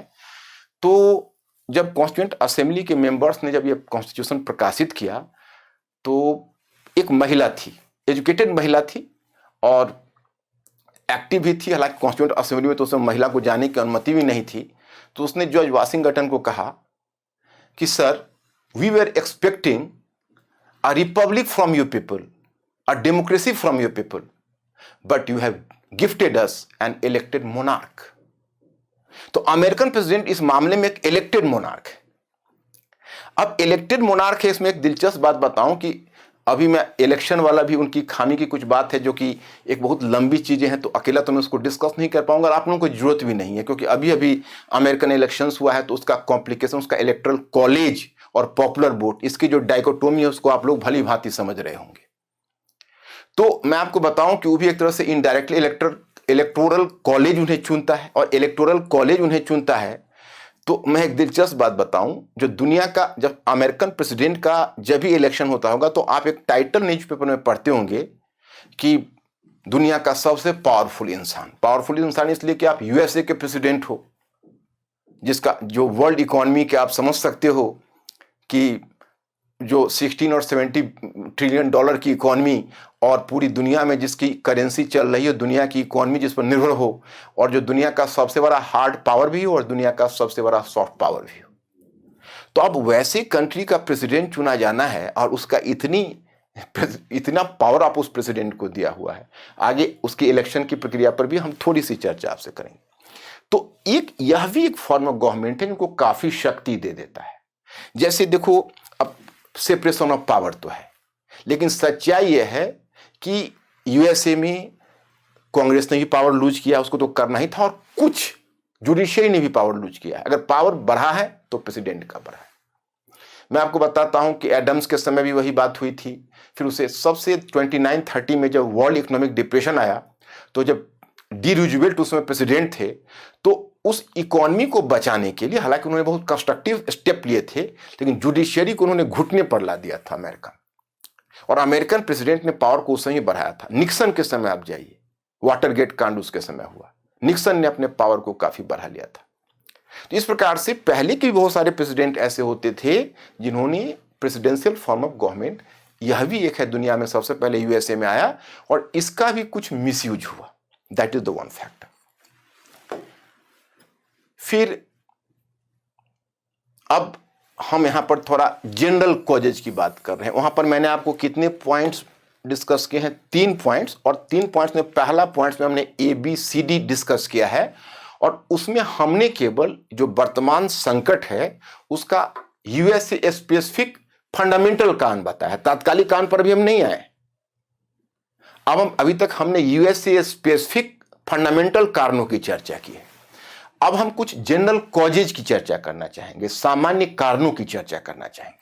सामान्य कारण में एक देखिए, from the beginning the legacy of democracy is question. अब देखो, डेमोक्रेसी एक ऐसी सरकार है, और मैं उस दिन जब मैं देख रहा था वो पूरे दृश्य को, तो अंदर से मैं कितना आहत हुआ वो मैं आपसे शेयर नहीं कर सकता। लेकिन उस समय मुझे वह उक्ति याद आ रही थी जो प्लेटो का जो द रिपब्लिक है, डेमोक्रेसी के विषय में उसने कहा था कि इसको कभी भी डिक्टेटर हो जाने की शंका होती है, एंड जो कहा जाता है डेमोक्रेसी द गवर्नमेंट ऑफ फूल्स। तो पहले प्लेटो जैसे चिंतक ने ही डेमोक्रेसी में अनास्था दिखाई थी, लेकिन चलिए वो तो पुराना, उसके सामने ग्रीक डेमोक्रेसी के उदाहरण थे। फिर आया मॉडर्न एज, ब्रिटेन धीरे धीरे डेमोक्रेसी की तरफ बढ़ा, और अमेरिका एक क्रिएटेड डेमोक्रेसी अचानक से बन गया। फिर दुनिया में धीरे धीरे जब बाकी देशों ने भी, फ्रांस की क्रांति हुई, तो France became a democratic state. और फ्रांस की क्रांति में आप खास देखोगे वहां जितना फास्ट सोशल चेंजेज हुआ है या इकोनॉमिक सोशल चेंजेज वैसा यूएसए में नहीं हुआ है, क्योंकि यूएसए में उतना रेडिकल मूवमेंट नहीं हुआ था। उतना उसको रेडिकल का मतलब होता है उग्र परिवर्तनवादी, जो बहुत उग्रता से परिवर्तन करता हो। तो फ्रांस की क्रांति के बाद 19वीं सेंचुरी में यूरोपीय क्रांति होती गई, धीरे धीरे मोनार्की, पहले धीरे धीरे रिपब्लिक बनती गई, फिर उन्होंने पहले लिमिटेड फ्रेंचाइज अपनाते गए, मतलब सीमित लोगों को ही मताधिकार दिया, फिर धीरे धीरे जैसे उनकी कैपेसिटी होती गई मताधिकार बढ़ाते गए, और अंत में चलकर तब जाकर यूनिवर्सल एडल्ट सफरेज को, जिसको कहते हो सार्वत्रिक वयस्क मताधिकार, उसे लागू किया गया। लेकिन मैं स्टूडेंट्स हमेशा इस डेमोक्रेसी की वैधता जो होती है, वो डेमोक्रेसी की वैधता पर हमेशा प्रश्न चिन्ह लगता रहा है शुरू से। मीन्स कि its legitimacy has always been questioned. कुछ लोग हैं जो कहते हैं कि भाई इसको क्यों आप डेमोक्रेसी कहते हो, आप प्रत्येक को मत देने का अधिकार देते हो, लेकिन वन मैन वन वोट के बजाय वन वोट वन वैल्यू बनाओ ना। वन वोट वन वैल्यू का मतलब यह हुआ कि एक इंसान है कि बैठे बैठे 2 लाख वोट खरीद सकते हैं, 5 लाख वोट खरीद सकता है, उसके पास पैसे हैं। तो जब तक इकोनॉमिक इक्वलिटी नहीं आएगी तब तक आप डेमोक्रेसी कैसे लाओगे? डेमोक्रेसी तो है ही नहीं। आपने वोटिंग राइट दिया, वो तो जस्ट जोक है। तो कभी भी सोशलिस्ट और कम्युनिस्ट वर्ल्ड ने जो वेस्टर्न मॉडल ऑफ डेमोक्रेसी है, जिसकी पैरोकारी अमेरिका करता रहा, इठलाता रहा कि हमने दुनिया में डेमोक्रेसी फैलाया, इस डेमोक्रेसी पर कभी भी सोशलिस्ट और कम्युनिस्ट चिंतकों ने विश्वास ही नहीं किया। कहा कि your democracy is merely a myth, यह तुम लोगों को झुंझुना दिखा रहे हो। आज वोट देते हो, सुबह जाके खरीद लेते हो पैसे से, और वही गवर्नमेंट को फॉर्म करवाते हो जो तुम चाहते हो। तो ये तो डेमोक्रेसी पर प्रश्न तो पहले से ही लगता चला आ रहा था कि from beginning the legacy of democracy is question. तो एक बहुत ही कॉमन क्वेश्चन वर्ल्ड में है, और जब भी कोई खतरा आता तो कोई भी उस पर प्रश्न लगा देता। मैं ये बात बता रहा हूँ, बड़ा दुर्भाग्यजनक बात है। इंडिया में देखते हो पीजेंट, जो कि सरकार का भी वहाँ जो बहुत ही अरियर रवैया है, और अभी का सिचुएशन में इतना बड़ा मेजर डिसीजन लिया गया। और यहाँ पर तुम देख रहे हो कि अब जो पीजेंट्स हैं वो एक तरह से उन्होंने अपने आप को एक कंटिन्यूस मूवमेंट में, जबकि इतना इस ठंड और इस वातावरण में एडवर्स कंडीशन में को झेलते हुए जिस तरीके से वो संघर्ष कर रहे हैं, वो देखने की चीज़ है। मैंने, लेकिन वहाँ पर मेरा वो कहना नहीं है, उसकी वैधता और अवैधता की बात हम नहीं करते। ये तो 2 तरह से मूवमेंट होता है। एक होता है मूवमेंट फॉर राइट्स, है ना, मूवमेंट फॉर इंक्लूसिवनेस, कि हम बाहर हैं, हमको न्याय मिलना चाहिए, तो यह न्याय मांगने वाला मूवमेंट है। मतलब तो that's why you can say कि लोग इसको सिंपैथाइज करते हैं। तो वहाँ पर मैंने देखा कि एक किसान ने एक पत्रकार को, एक बड़ा ही रिप्यूटेड पत्रकार था, उसको कहा, पत्रकार ने उससे पूछा कि भाई आपका फार्मिंग लॉज तो पार्लियामेंट बनाई है, तो आप गवर्नमेंट पर, कहा कौन पार्लियामेंट, हम कुछ नहीं जानते, यहाँ आए को यहाँ आके कानून बनाए। तो मतलब क्या है, जो एक कॉमन पीपल है वो कभी भी, चूंकि वो उनका पॉलिटिकल पार्टिसिपेशन ऐसा कभी हुआ ही नहीं कि डेमोक्रेसी लोग समझे कि भाई डेमोक्रेसी है तो हमें भी राइट है। सामान्य लोग हमेशा यह समझते रहे कि इसमें हमारे लिए कोई जगह नहीं, इसमें धनी लोगों के लिए जगह है, बड़े लोगों के लिए जगह है। तो एक तो इसकी लेजिटिमेसी पर बहुत शुरू से ही प्रश्न चिन्ह लगता रहा। दूसरा है, democracy was based on a very subtle balance, so not very fit for emergency politics, world economic depression 2930 and fascist challenge. ये घटना हमें नहीं भूलनी चाहिए। आपको मैंने कहा था कि सबसे बड़ी बात इतिहास की विडंबना यह है कि हम इतिहास से सबक नहीं लेते। तो जो हमने कहा कि हम इतिहास से सबक नहीं लेते, उसका सबसे ज्वलंत उदाहरण हम यही मानते हैं कि जब भी इमरजेंसी पॉलिटिक्स आती है तो डेमोक्रेसी एक सेंटरिस्ट रवैया होता है। डेमोक्रेसी है वो बड़ा ही सूक्ष्म संतुलन पर आधारित होती है। उसमें एक डेमोक्रेटिक प्रोसेस, एक चुनाव प्रक्रिया चाहिए, उसमें एक खास प्रकार की तैयारी चाहिए, उसमें लोगों के बीच सहमति से निर्णय होना चाहिए। और जब आपातकाल की स्थिति आ जाती है, चाहे उसका प्रकार जो भी हो, विशेषकर जो आर्थिक आपातकाल की स्थिति आ जाती है, तो डेमोक्रेसी वाली सरकार लाचार पड़ने लगती है। कारण क्या है कि वह जब तक निर्णय सहमति से लेता है तब तक विलंब होने लगता है। And then you can say the sufferer group is not ready to accept and wait. तो वैसे लोगों को डेमोगोगी के प्रभाव में, डेमोगोगी के प्रभाव में मतलब उसको क्या कहोगे, कुशल प्रवक्तापन के प्रभाव में, जैसा आप कहिए अब हिटलर का स्पीच सुनो, मुसोलिनी का स्पीच सुनो, हिटलर के बारे में कहा जाता था पूरा मॉब ही इंचेंट कर जाता था। अभी पूरी दुनिया केवल डोनाल्ड ट्रंप के फैन को देख रहे हैं, लेकिन आप इतिहास में अगर हिटलर के फैन को देखोगे तो सभी उसके पीछे छूट जाते हैं। खैर उसकी भी मैं अभी चर्चा करता हूं। तो उसमें इतने फैन फॉलोअर्स उसने बनाए हुए थे। अब यहां डेमोक्रेसी में ऐसी स्थिति में जब सरकार लाचार होने लगती है, सरकार धीमी हो जाती है, उसको चेंज करने के लिए पार्लियामेंट से ऑर्डर लेना पड़ेगा, कम से कम ऑर्डिनेंस ही लाना पड़ेगा या कुछ एक प्रक्रिया शुरू करनी पड़ेगी। कई बार उसको कोई अगर लॉज लाना होता है तो उसके लिए कोई कमिटीज को दी जाती है, सिलेक्ट कमिटीज को, उस पर काम करेगा।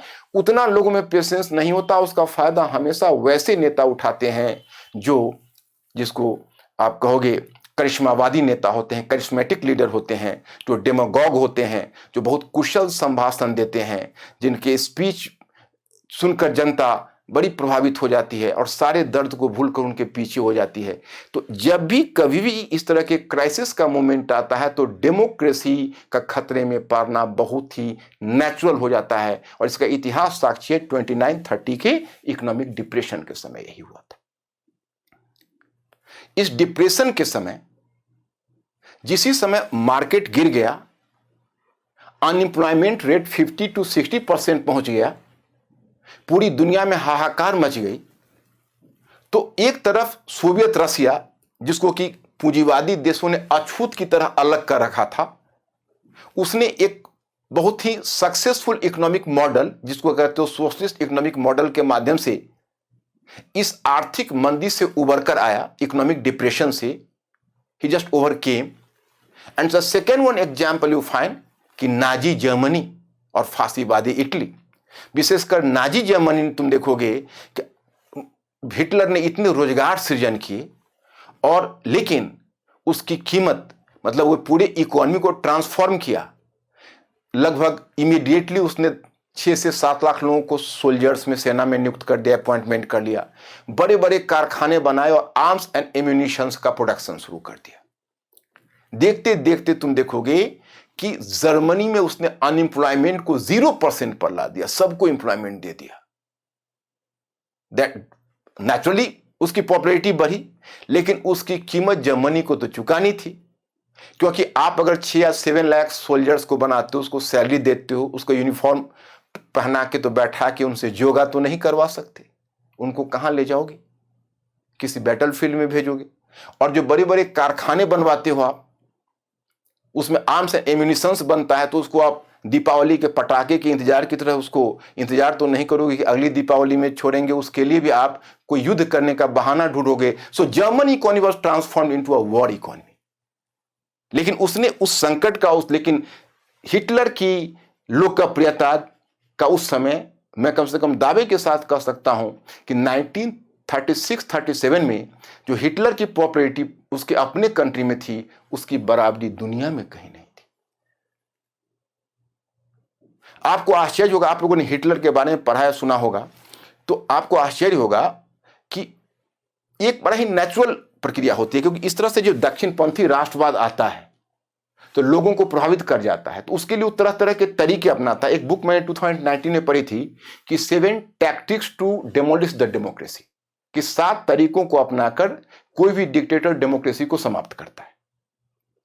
तो उसमें देखो एक तरीका यह है कि अपने यहां एक दुश्मन की परिकल्पना पैदा करो। मतलब एक परिकल्पना पैदा करो कि दे आर ट्रेटर, किसी अपने ही देश के किसी समुदाय को ट्रेटर घोषित कर दो और उसके विरुद्ध घृणा फैलाओ। अब देखो डोनाल्ड ट्रंप ने नारा दिया अमेरिका फर्स्ट, इमिग्रेशन को टारगेट बनाया, ब्लैक लोगों को टारगेट बनाया, एंटी मतलब आप कह सकते हो प्रो जियोनिस्ट पॉलिसी यानी यहूदीवाद की पॉलिसी को आगे बढ़ाया, कैपिटलिज्म जो है कॉर्पोरेट कैपिटलिज्म उसको प्रोत्साहन दिया। तो ये सब क्या होता है, ये सर्टेन कोई भी डिक्टेटर का बड़ा ही कॉमन फीचर होता है, ऐसा करता है।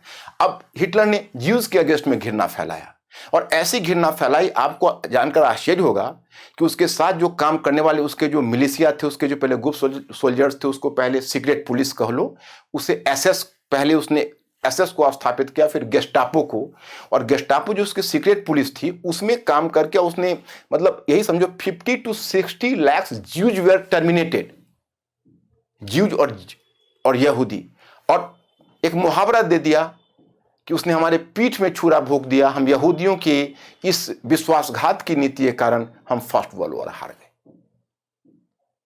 तो this is going to be very common and natural phenomena. तो कुल मिलाकर मैं यहां बताना चाहता कि जो डेमोक्रेसी है, प्रजातंत्र है, वो प्रजातंत्र पर कई बार ऐसे खतरे आए हैं, क्योंकि जो क्राइसिस पॉलिटिक्स है, जो संकट पर आधारित राजनीति है, उसके लिए प्रजातंत्र बहुत अनुकूलित नहीं होता, क्योंकि देखो यहां पर डिसीजन मेकिंग में विलंब होगा। अब एक मैं साधारण एग्जांपल देता हूं। आर्थिक उदारीकरण इंडिया ने किया और आर्थिक उदारीकरण चीन ने भी किया 1978 ऑनवर्ड्स। लेकिन चाइना में तुम देखते हो कि मल्टीनेशनल कंपनी या एफडीआई ज्यादा वहां इन्वेस्ट हो सका, क्योंकि चीन में एक चीज थी कि वहां की गवर्नमेंट जैसे लैंड ही अवेलेबल करवाना है तो अपना डिसीजन लेकर तुरंत वो निर्णय ले लेती। लेकिन जो लैंड लॉज है, लेबर लॉज है, एक डेमोक्रेसी में एक एक चीज को आगे बढ़ाने के लिए बहुत सहमति की जरूरत पड़ती है। तो इसलिए जब क्राइसिस का जिस समय मोमेंट होता है उस समय डेमोक्रेसी हिल जाती है। ये बिल्कुल ही 2930 में हमारे पास एग्जाम्पल है कि यूरोप में मुसोलिनी, हिटलर, मुसोलिनी इटली में, हिटलर जर्मनी में, जनरल फ्रैंको स्पेन में, यही तीनों स्थापित नहीं हुए, बल्कि यूरोप के सारे देशों में फासिस्ट पार्टी स्थापित हो गए।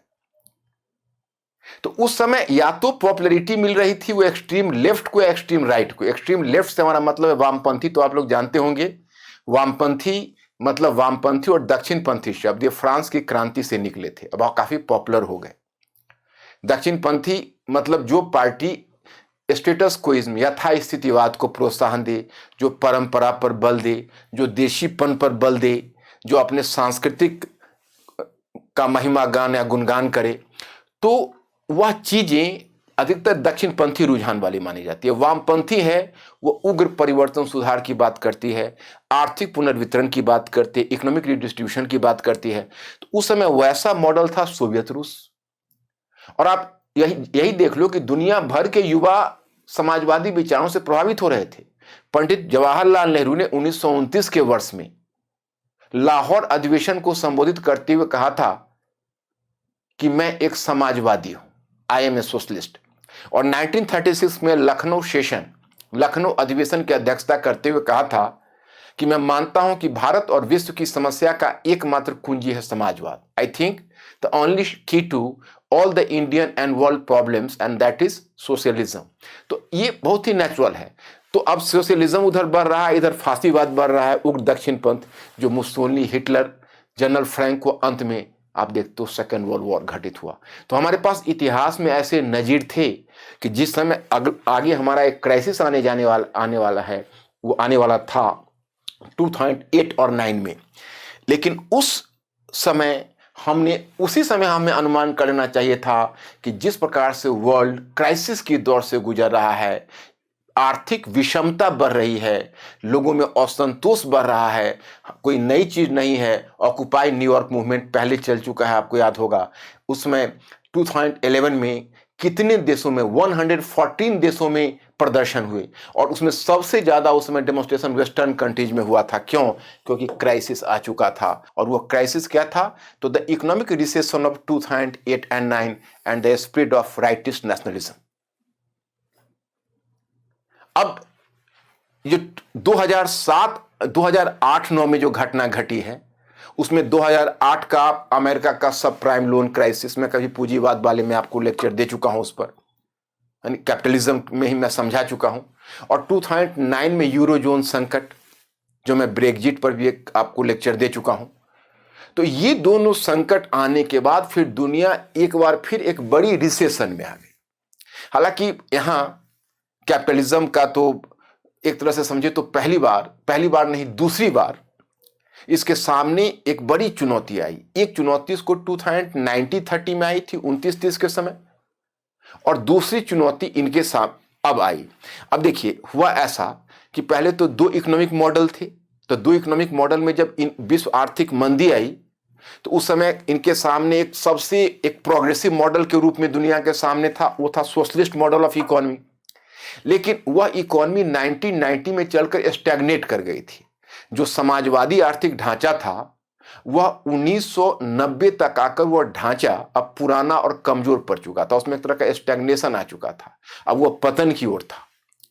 और अंत में ऐसा हुआ कि 1991 से 1993 तक, मतलब कि 1991 टू 1993 तक पूरे सोवियत रसिया से लेकर पूरे पूर्वी यूरोप के समाजवादी देशों में जो समाजवादी अर्थव्यवस्था थी वो टूटकर बिखर गई। अब तो कैपिटलिज्म में एक सेंस ऑफ कॉम्प्लेसेंसी आ गया था, पूंजीवाद में अतिरिक्त आत्मविश्वास आ गया था। एक अमेरिकन थिंक टैंक था, हालांकि वो जापान से था, उसका नाम था फ्रांसिस फुकुयामा। उसने तो घोषित कर दिया कि there is the end of history, अब इतिहास का अंत हो गया। क्यों? उसने कहा बिना कन्फ्लिक्ट के इतिहास कैसे होगा। मानव सभ्यता का जब से विकास हुआ तब तक दो विचारों के बीच, दो ग्रुप के बीच, दो विचारों के बीच हमेशा कन्फ्लिक्ट चलता रहा। लेकिन अब ये 1993 में 1991 में सोवियत रूस के विघटन के साथ और 92 तक समाजवादी देशों में इन सभी सरकारों के पतन के साथ अब वह कन्फ्लिक्ट समाप्त हो गया और यह बात तय हो गई कि दुनिया में जो ये उदारवादी आर्थिक व्यवस्था है, जो लिबरल कैपिटलिस्ट इकोनॉमी है, जो उदारवादी पूंजीवादी व्यवस्था है, वही सबसे सक्षम है और उसकी जीत हुई। और इसी जीत के सिहनाद के साथ उसने कहा हिस्ट्री का अंत हो गया। आगे देखिए, फिर 2008-9 का क्राइसिस आया और जब यह क्राइसिस आया तो अब पहले जो 29-30 में संकट था, अगर आप इतिहास में पीछे की तरफ चलो तो आपका तुलना बिल्कुल स्पष्ट हो जाएगा। जो 1929-30 का संकट था उसकी प्रकृति को देखिए, वह भी वही संकट था, लेकिन उसके सामने उस समय दो चीजें मौजूद थी पूंजीवाद को बचाने के लिए। नहीं सॉरी, एक चीज, और पूंजीवाद के विकल्प के रूप में एक मॉडल तैयार था, वो था समाजवादी मॉडल, जिसको लेकर स्टालिन सोवियत रूस में बैठा हुआ था और सोवियत रूस एकमात्र ऐसा देश था जो आर्थिक मंदी का शिकार नहीं हुआ था। पूरी दुनिया उस समाजवादी इकोनॉमी की तरफ ललचा रही थी। 1927 में ही पंडित जवाहरलाल नेहरू जब देश को आजादी से बहुत पहले ही 38 वर्ष की अवस्था में उन्होंने सोवियत रूस की यात्रा कर डाली थी और सोवियत रूस के विकास के मॉडल से इतने इंप्रेस्ड हुए थे कि उनको भारत की आजादी इसलिए चाहिए थी कि सबसे पहले इकोनॉमिक प्लानिंग को लागू करें, आर्थिक आयोजन को लागू करें। तो हमेशा इसी बात से बेचैन हो रहे थे कि भाई इंडिया में हम इस व्यवस्था को लागू करेंगे। कभी हम उस पर भी चर्चा करेंगे कि उनका यह मॉडल कितना इंडिया में सफल रहा या सफल नहीं रहा। तो उस समय समाजवादी विकल्प हमारे पास मौजूद था, यहां कोई समाजवादी विकल्प मौजूद नहीं, क्योंकि पूरे जो समाजवादी व्यवस्था है दुनिया में टूट चुकी थी और कोई वैकल्पिक मॉडल कायम नहीं हुआ था और कैपिटलिज्म तो दम भर रहा था, पूंजीवाद स्वयं भी भूमिसात हो चुका था। तो अब सवाल यह है कि पूंजीवाद नहीं तो दूसरा क्या। और उस समय एक और भी बात हुई थी कि स्वयं पूंजीवादी मॉडल को, या कह सकते हो स्वयं पूंजीवादी व्यवस्था को, एक नए आर्थिक मॉडल में जो जॉन मेनार्ड केन्स है उसने अपना आर्थिक मॉडल दे दिया था, जिसको केनेसियन अर्थशास्त्र कहते हैं, जिसमें उसने कहा था कि सरकार को आगे आना चाहिए और फिर उसको क्रेडिट क्रिएट करना चाहिए, मांग प्रबंधन करना चाहिए, डिमांड मैनेजमेंट करना चाहिए। कई मैं लेक्चर में ये बात आपको बता चुका हूं, लेकिन यहाँ पर हम विस्तार से चर्चा नहीं कर सकते उसकी। तो वह विकल्प इसको मौजूद ही नहीं दिख रहा। तो ये चीज तो एक बहुत बड़ी समस्या है, जो समस्या एक बड़ा ही कॉमन समस्या है और ये कॉमन समस्या ये सभी देशों पर लागू होती है, बल्कि इसको हमने इमीडिएट फैक्टर के रूप में देखा है। तो इमीडिएट फैक्टर के रूप में जो एक वर्ल्ड इकोनॉमिक डिप्रेशन है, जो वर्ल्ड इकोनॉमिक डिप्रेशन ने यह तय कर दिया कि अब जो पूंजीवादी व्यवस्था है संकट में है। तो फिर संकट की स्थिति आई तो जहां तहां प्रजातंत्र डेमोक्रेसी डगमगाने लगी और पूरी दुनिया में डेमोगॉग्स छाने लगे, राइटिस्ट नेशनलिज्म को बढ़ावा मिला। एक बार नज़र दौड़ाइए पूरी दुनिया में सरकारों पर तो आपको वो दिख जाएगा। आप देखिए, आप कहाँ से शुरू करेंगे? आप अमेरिका में डोनाल्ड ट्रंप गए हैं लेकिन जाकर भी नहीं जा सके हैं, क्योंकि अभी उनका समर्थकों का एक वर्ग खड़ा है और चुनाव में भी कोई बहुत ज़्यादा जितनी उम्मीद हम लोगों को थी, हालांकि जब उनकी जीत हुई थी उस समय उनकी जीत भी पूरी दुनिया को चौंकाने वाली थी। सीट्स तो उन्होंने आप कह सकते हो कि उन्होंने जहाँ तक इलेक्टर्स के नंबर्स हैं उन्होंने तो अच्छे खासे प्राप्त कर लिए थे। ज़्यादा हमको याद है 304 उनको मिला था, जबकि 227 ही रह गया था हेनरी क्लिंटन को। तो जबकि 3 मिलियन वोट मिला था ज़्यादा हेनरी क्लिंटन को।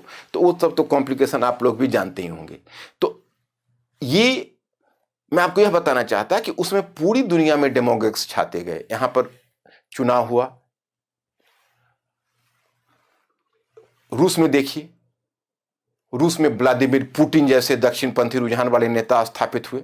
आप हंगरी में देखिए, हंगरी में आपको दिख जाएगा हंगरी की जो गवर्नमेंट चल रही है, तो उसका जो हंगरी तो जानते हो ऑस्ट्रिया के बगल में एक यूरोपीय देश है, तो वहां देखिए। फिर आप स्पेन में, यहाँ ब्राजील में देखिए, ब्राजील में आपका हुआ जो बोल्सोनारो हैं, जेर बोल्सोनारो, ब्राजील में देखिए। आप टर्की में देखिए, टर्की में आप देखेंगे रेसेप ताइप एर्दोगन जो एक डिक्टेटर की तरह वहां उभर गए हैं। फिर आप उसे आगे देखिए, यहां देखिए वेनेजुएला में देखिए माडुरो की सरकार। तो इस प्रकार से पूरी दुनिया में इस तरह के डेमोगोग्स छा गए, इस तरह के करिश्मावादी नेता छा गए और हर जगह डेमोक्रेसी खतरे में आ गई। लेकिन ये दूसरा वाला फैक्टर है, ये पहला वाला फैक्टर है। अब दूसरा वाला फैक्टर मैं अमेरिका में देना चाहता, जो यूएसए में एक बहुत बड़ा प्रॉब्लम है, वह है प्रेसिडेंट का जो इलेक्शन है उसकी प्रक्रिया पर। आप लोगों ने भी देखा होगा, अभी जो प्रेसिडेंट का चुनाव हुआ तो बहुत सारे जर्नल्स और पेपर्स में भी आपने पढ़ा होगा कि सबसे बड़ी बात है कि अभी लोगों का विश्वास इस मॉडल में नहीं उभर पा रहा है। कारण क्या है कि अब देखो, अमेरिकी मॉडल का सबसे बड़ा विरोधाभास यह है कि जिस बिंदु की तारीफ करते हैं बाद में उसी बिंदु को दबाना शुरू करते हैं। अगर एक औसत अमेरिकी से पूछोगे कि भाई अमेरिकी कॉन्स्टिट्यूशन का सबसे बड़ा मोटो क्या है, तो वो आपको कहेंगे इंडिविजुअल फ्रीडम, व्यक्ति की स्वतंत्रता को सुनिश्चित करना। लेकिन जब संविधान उनका बनने लगा तो उन्होंने इंडिविजुअल की जगह स्टेट को प्राथमिकता दी। वहां स्टेट को प्राथमिकता है। वहां जो इलेक्टोरल कॉलेज बनता है, जो उनका कॉन्स्टिट्यूएंसी बनती है और जो इलेक्टर्स का चुनाव होता है, उसमें स्टेट की प्राथमिकता होती है। अब यही समझिए कि पॉपुलर वोट एक कैंडिडेट को मिलता है और जो इलेक्टर्स है उसके नंबर दूसरे कैंडिडेट के फेवर में चले जाते हैं। अब यहाँ रिपब्लिकन पार्टी को ही देखिए, तो 1992 से लेकर और 2020 तक, अगर 2004 वाले वर्ष को आप अपवाद में रखेंगे तो हमेशा उन्हें पॉपुलर वोट कम मिले हैं जबकि इलेक्टर्स की सीटें ज़्यादा मिली। तो उसमें होता क्या है कि धीरे धीरे ये बात रिपब्लिकन पार्टी को घर कर गई कि देखिए, अगर हम नॉर्मल वे में, अगर हम नॉर्मल पॉलिसी के साथ आगे बढ़ेंगे तो हम चुनाव हारना हमारा तय है। तो इसलिए उन्होंने कोशिश यह की कि हम कुछ ऐसे एबनॉर्मल पॉलिसी अपनाएं जो एबनॉर्मल पॉलिसी हमारे फेवर में जाए और अधिक से अधिक जनता को हम अपने प्रभाव क्षेत्र में लाएं। और अगर जनता को प्रभाव क्षेत्र में लाना है जो डेमोक्रेसी के लिए सबसे बड़ा खतरा है, और वह होता है राइटिस्ट दक्षिणपंथी राष्ट्रवाद। क्योंकि दक्षिणपंथी राष्ट्रवाद बड़ी आसानी से लोगों के समझ में आ जाता है और ये बड़ी बड़ी जो वामपंथी और समाजवादी बातें होती है बड़ी उबाऊ लगने लगती है। दक्षिणपंथी राष्ट्रवाद, उसको अगर भड़काऊ बयान, तो ये सब बातें जो होती है उससे कॉमन पीपल ज़्यादा प्रभावित होते हैं। तो ये एक अमेरिकन प्रेसिडेंशियल इलेक्शन है। हम समझते हैं कि अमेरिकन कांग्रेस को इसमें पहल करनी चाहिए, अमेरिकन पीपल को और अमेरिकन जुडिशियरी को भी पहल करनी चाहिए। जैसे मैं बताता हूं, एक तरह से दुनिया का सबसे पावरफुल इंसान इनडायरेक्टली इलेक्टेड होता है और जिसमें पॉपुलर वोट की वैल्यू या पॉपुलर वोट की भूमिका कम हो जाती है। तो आप समझ सकते हो, ये अपने आप में बहुत बड़ा दोष है। अब आप इंडियन प्रेसिडेंट के इलेक्टोरल कॉलेज को आप अपने ध्यान में रखिए। मैं इसको कोई ऐसा नहीं बता रहा हूं, इसको मैं आप फ्रीलांस ध्यान में रखिए। मैं ये नहीं कह रहा हूं कि आप इंडियन प्रेसिडेंट के इलेक्टोरल कॉलेज को देखोगे तो आपको यही लगेगा कि कम से कम इस इंस्टीट्यूशन के साथ पूरा जस्टिस नहीं है। इस बात को जो कि डॉक्टर राजेंद्र प्रसाद थे, वो कॉन्स्टिट्यूएंट असेंबली के भी हेड रहे थे और इसके अलावा वो पहला प्रेसिडेंट भी रहे थे और कॉन्स्टिट्यूएंट असेंबली में काफी एक्टिव रहे थे। जो बिग फोर कॉन्स्टिट्यूएंट असेंबली में जो बिग फोर व्यक्तित्व है, उस बिग फोर में एक, जिसमें आप कह सकते हो पंडित जवाहरलाल नेहरू, सरदार वल्लभ भाई पटेल, डॉक्टर भीमराव अंबेडकर और चौथा डॉक्टर राजेंद्र प्रसाद। तो ये बिग फोर थे, उस बिग फोर में एक थे और प्रेसिडेंट के रूप में उनको फ्रस्ट्रेशन होने लगा। उन्होंने एम सी तलवार, उस समय अटॉर्नी जनरल हुआ करते, तो एम शीतलवास से पूछा कि Setalvad please tell me one thing, कि is president bound by the advice of the council of ministers in all circumstances? क्या प्रेसिडेंट हमेशा काउंसिल ऑफ मिनिस्टर्स को? तो उसने कहा कि हाँ सर, हाँ बिल्कुल है, प्लीज अब दूसरा कुछ मत सोचिए, क्योंकि हम लोग वेस्टमिनिस्टर मॉडल को अडॉप्ट करके चल रहे हैं। तो उन्होंने एक मुद्दा उठाया, उन्होंने कहा कि देखिए, लेकिन इलेक्शन का खतरा तो हम उठाते हैं। तो इंडियन प्रेसिडेंट का इलेक्शन देखो और अमेरिकन प्रेसिडेंट के इलेक्शन को देखो, तो आपको जानकर आश्चर्य होगा कि इंडियन प्रेसिडेंट का रिस्क ज्यादा कवर करता है, पावर बहुत कम है, और अमेरिकन प्रेसिडेंट का इलेक्शन है वो दोषपूर्ण है और पावर बहुत ज्यादा है। हम ये नहीं कहते हैं इंडियन प्रेसिडेंट का डायरेक्ट इलेक्शन नहीं, इनडायरेक्ट इलेक्शन है, प्राइम मिनिस्टर की तुलना में बहुत वीक पोजीशन है, लेकिन कुछ भी तो वो रिस्क लेता है, हारने की गुंजाइश तो है। कई प्रेसिडेंट हार गए, नीलम संजीव रेड्डी बीवी गिरी से हार गए थे। तो जब जिस समय आप रिस्क पर, ब्रिटिश किंग को कम से कम इतना तो है, कभी चुनाव तो नहीं लड़ना पड़ता, लेकिन जो चुनाव लड़ रहे हैं उनको पावर तो चाहिए। तो मैं I am just talking in this term कि अमेरिकन प्रेसिडेंट ने बहुत पावर वो यूज करते हैं, परंतु उनके इलेक्शन की प्रक्रिया बहुत संतोषजनक नहीं। That is one factor. अब due to the role of media and social media, the challenge of infodemic, ये तो 21st सेंचुरी में एक पैंडेमिक की तरह, टेररिज्म की तरह, इन्वायरमेंट डिक्लाइन की तरह और इन्वायरमेंटल डिग्रेडेशन की तरह इन्फोडेमिक एक बहुत बड़ा खतरा बनने जा रहा है, बहुत बड़ा खतरा। एक वर्चुअल वर्ल्ड तैयार हो गया है, और वह वर्चुअल वर्ल्ड हमें किस ओर ले जाएगा हम नहीं जानते। देखिए, एक अंडर करेंट चल रहा है विचारों का, और इसमें जो आप देखोगे, एक जो ग्रुप का मैंने नाम बताया, अभी यूएसए में सक्रिय है और कई वेस्टर्न कंट्रीज में, जैसे क्यूनॉन, वो क्यूनॉन ग्रुप का मानना है कि देखो, वो एक तरह से भक्त है, डोनाल्ड ट्रंप जैसे नेता का वो भक्त है, डेवोटीज है। वो मानकर चलता है कि पेडोफाइल से, जो मतलब उसको आप क्या कहोगे, उसका हिंदी शब्द तो हमें नहीं मिल रहा है, मतलब कुछ ऐसे लोग हैं जो शैतान को पूजते हैं, मतलब उन लोगों का सोचना है, कुछ ऐसे लोग हैं कि जो शैतान को पूजते हैं, जो षड्यंत्रकारी हैं, जो मतलब चाइल्ड एब्यूज करते हैं। तो ऐसे लोग बड़ी संख्या में छिपे हुए हैं, और डोनाल्ड ट्रंप जैसे महान नेता वैसे लोगों को अनमास्क करके हमें एक स्वच्छ समाज देंगे। तो वे लोग इस बात से कन्विंस्ड हैं, और वही लोग जाकर वहां पर इस मॉब साइकोलॉजी को प्रोत्साहन दिया, और इस प्रकार से उन्होंने इस तरह का स्टेप उठाया। तो यह चीज आज अमेरिका में है, दुनिया के बाकी क्षेत्रों में भी होगी। हमें याद है, इस मामले में मैं इंडिया को इस बात का, इंडियन लोगों के, मैं मानकर चलता हूं कि स्टिल दे आर मैच्योर, और उम्मीद करता हूं, क्योंकि इमरजेंसी एरा आप लोगों ने सुना होगा, मुझे भी याद नहीं, मैं भी उसमें बच्चा ही था, लेकिन मुझे याद है उसमें मेरा एज ज़्यादा नहीं था, हम 6th 7th में या 8th में पढ़ते थे, वो भी पूरा याद नहीं है। लेकिन घर में मैं देखता था, एक वातावरण था श्रीमती गांधी की सरकार के समय, तो इमरजेंसी में लोग काफ़ी डरे रहते थे, क्योंकि उससे पहले लोग फील नहीं कर, हम लोग तो बच्चे थे, हम लोग को लगता था पुलिस कहीं भी किसी समय पकड़ सकती है, इस तरह का लोगों में अफवाहें थीं। तो मैं अपने देखता था, पिताजी हैं, हमारे चाचा जी वगैरह हुए, तो आपस में जो बात करते, तो हम बच्चे होने के नाते सुनते। तो जब मिसेज गांधी ने चुनाव लड़ी, और चुनाव में जब जनता पार्टी जीत रही थी और एक के बाद दूसरी सीटें श्रीमती गांधी हार रही थी, तो लोग चिंता जाहिर कर रहे थे कि अगर वो सरकार छोड़ने से मना कर देगी तो क्या होगा। और जितना मिसेज गांधी ने जनता के नाम संदेश देकर और आंसू भरी आंखों से जिस तरह विदाई ली, तो पूरी जनता ने 75% गलतियां तो उसी समय उसकी माफ कर दी, 75%, और एकदम स्मूथ ट्रांसफॉर्मेशन हो गया, स्मूथ ट्रांजिशन हुआ। जनता पार्टी पहली कांग्रेस गवर्नमेंट सेंटर में सरकार बनाने जा रही थी, लोग काफी एक्साइटेड थे, और लेकिन गवर्नमेंट 2 वर्ष से ज्यादा नहीं टिक पाई, फिर एक बार कांग्रेस का कमबैक हुआ। तो मैंने ये बताया कि उस समय भी ऐसा लगा, लेकिन कोई सरकार चुनाव हार जाए और रिजाइन ना करे। पाकिस्तान में हुआ था, पाकिस्तान में जुल्फिकार अली भुट्टो चुनाव हार गए थे मुजीबुर रहमान से। 1971 में बांग्लादेश की आजादी का यह एक इमीडिएट कॉज है, चुनाव हार गए थे, लेकिन उसको सत्ता देने से मुजीबुर रहमान को इनकार कर दिया था। ऐसा तो तृतीय विश्व के देशों में, पुराने उपनिवेशों में होता था, लेकिन दुनिया के प्रथम डेमोक्रेसी में ऐसा हुआ। यही बात थी जिसने मुझे नींद उड़ा दी, और इस पर गंभीरता से सोचने की जरूरत है। हमें ऐसा लगता है कि लोग प्रश्न करते हैं, क्या हम अब तो पोस्ट मॉडर्न एज भी बहुत पास्ट हो गया, अब तो पास्ट ऑफ द पोस्ट की चर्चा होती है, हर चीज पोस्ट हो गई। आज हम लोग पोस्ट ट्रूथ एज में। पोस्ट ट्रूथ एज का मतलब होता है कि आप ट्रूथ के साथ अनट्रूथ को कब मिलाकर और ट्रूथ बनकर चला देते हो और लोग नहीं समझ पाते हैं।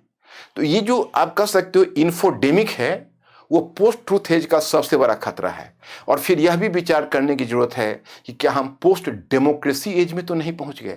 कई बार ऐसा लगता है कि हमारी डेमोक्रेसी के प्रेजेंट इंस्टीट्यूशन तब बने हुए थे जब इंफॉर्मेशन टेक्नोलॉजी नहीं आई थी, जब दुनिया इतनी इंटीग्रेट नहीं हुई थी। लेकिन कहीं ऐसा तो नहीं है कि हमारे ये सारे इंस्टीट्यूशंस पुराने हो गए हैं और ये इंस्टीट्यूशन सोशल मीडिया के युग में चलने लायक नहीं रह गए हैं। इनमें सुधार करने की, इन्हें बदलने की जरूरत है। हम सोचते हैं कि आप लोग में से अगर कोई पॉलिटिकल साइंटिस्ट हो और जो इस पर रिसर्च कर रहे हो, तो इस पहलू पर थोड़ा ध्यान देंगे और कोशिश करेंगे इस पर आपका कोई अच्छा सा रिसर्च आए कि क्या डेमोक्रेसी के इंस्टीट्यूशंस पुराने पड़ गए, इससे ही थॉरोली सुधार करने की जरूरत है। इससे इंफॉर्मेशन टेक्नोलॉजी के युग में इसको फिर दोबारा रीस्ट्रक्चर करने की जरूरत है। तो अंत में यही मुझे लगता है। आज इसी के साथ मैं समाप्त करूंगा, फिर मैं नेक्स्ट वीक आपको मिलता हूं।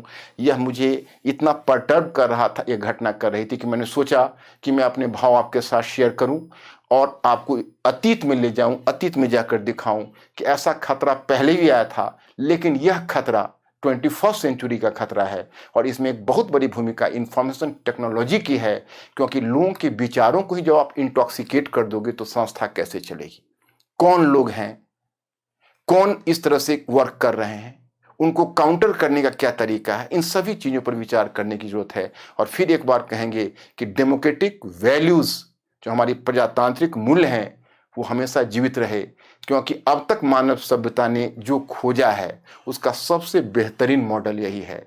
इस मॉडल में हम सुधार सोच सकते हैं, परंतु इस मॉडल को छोड़ने की बात नहीं सोची जा सकती। आज मैं यही रुकता हूँ। Thank you very much. I will see you in the next class.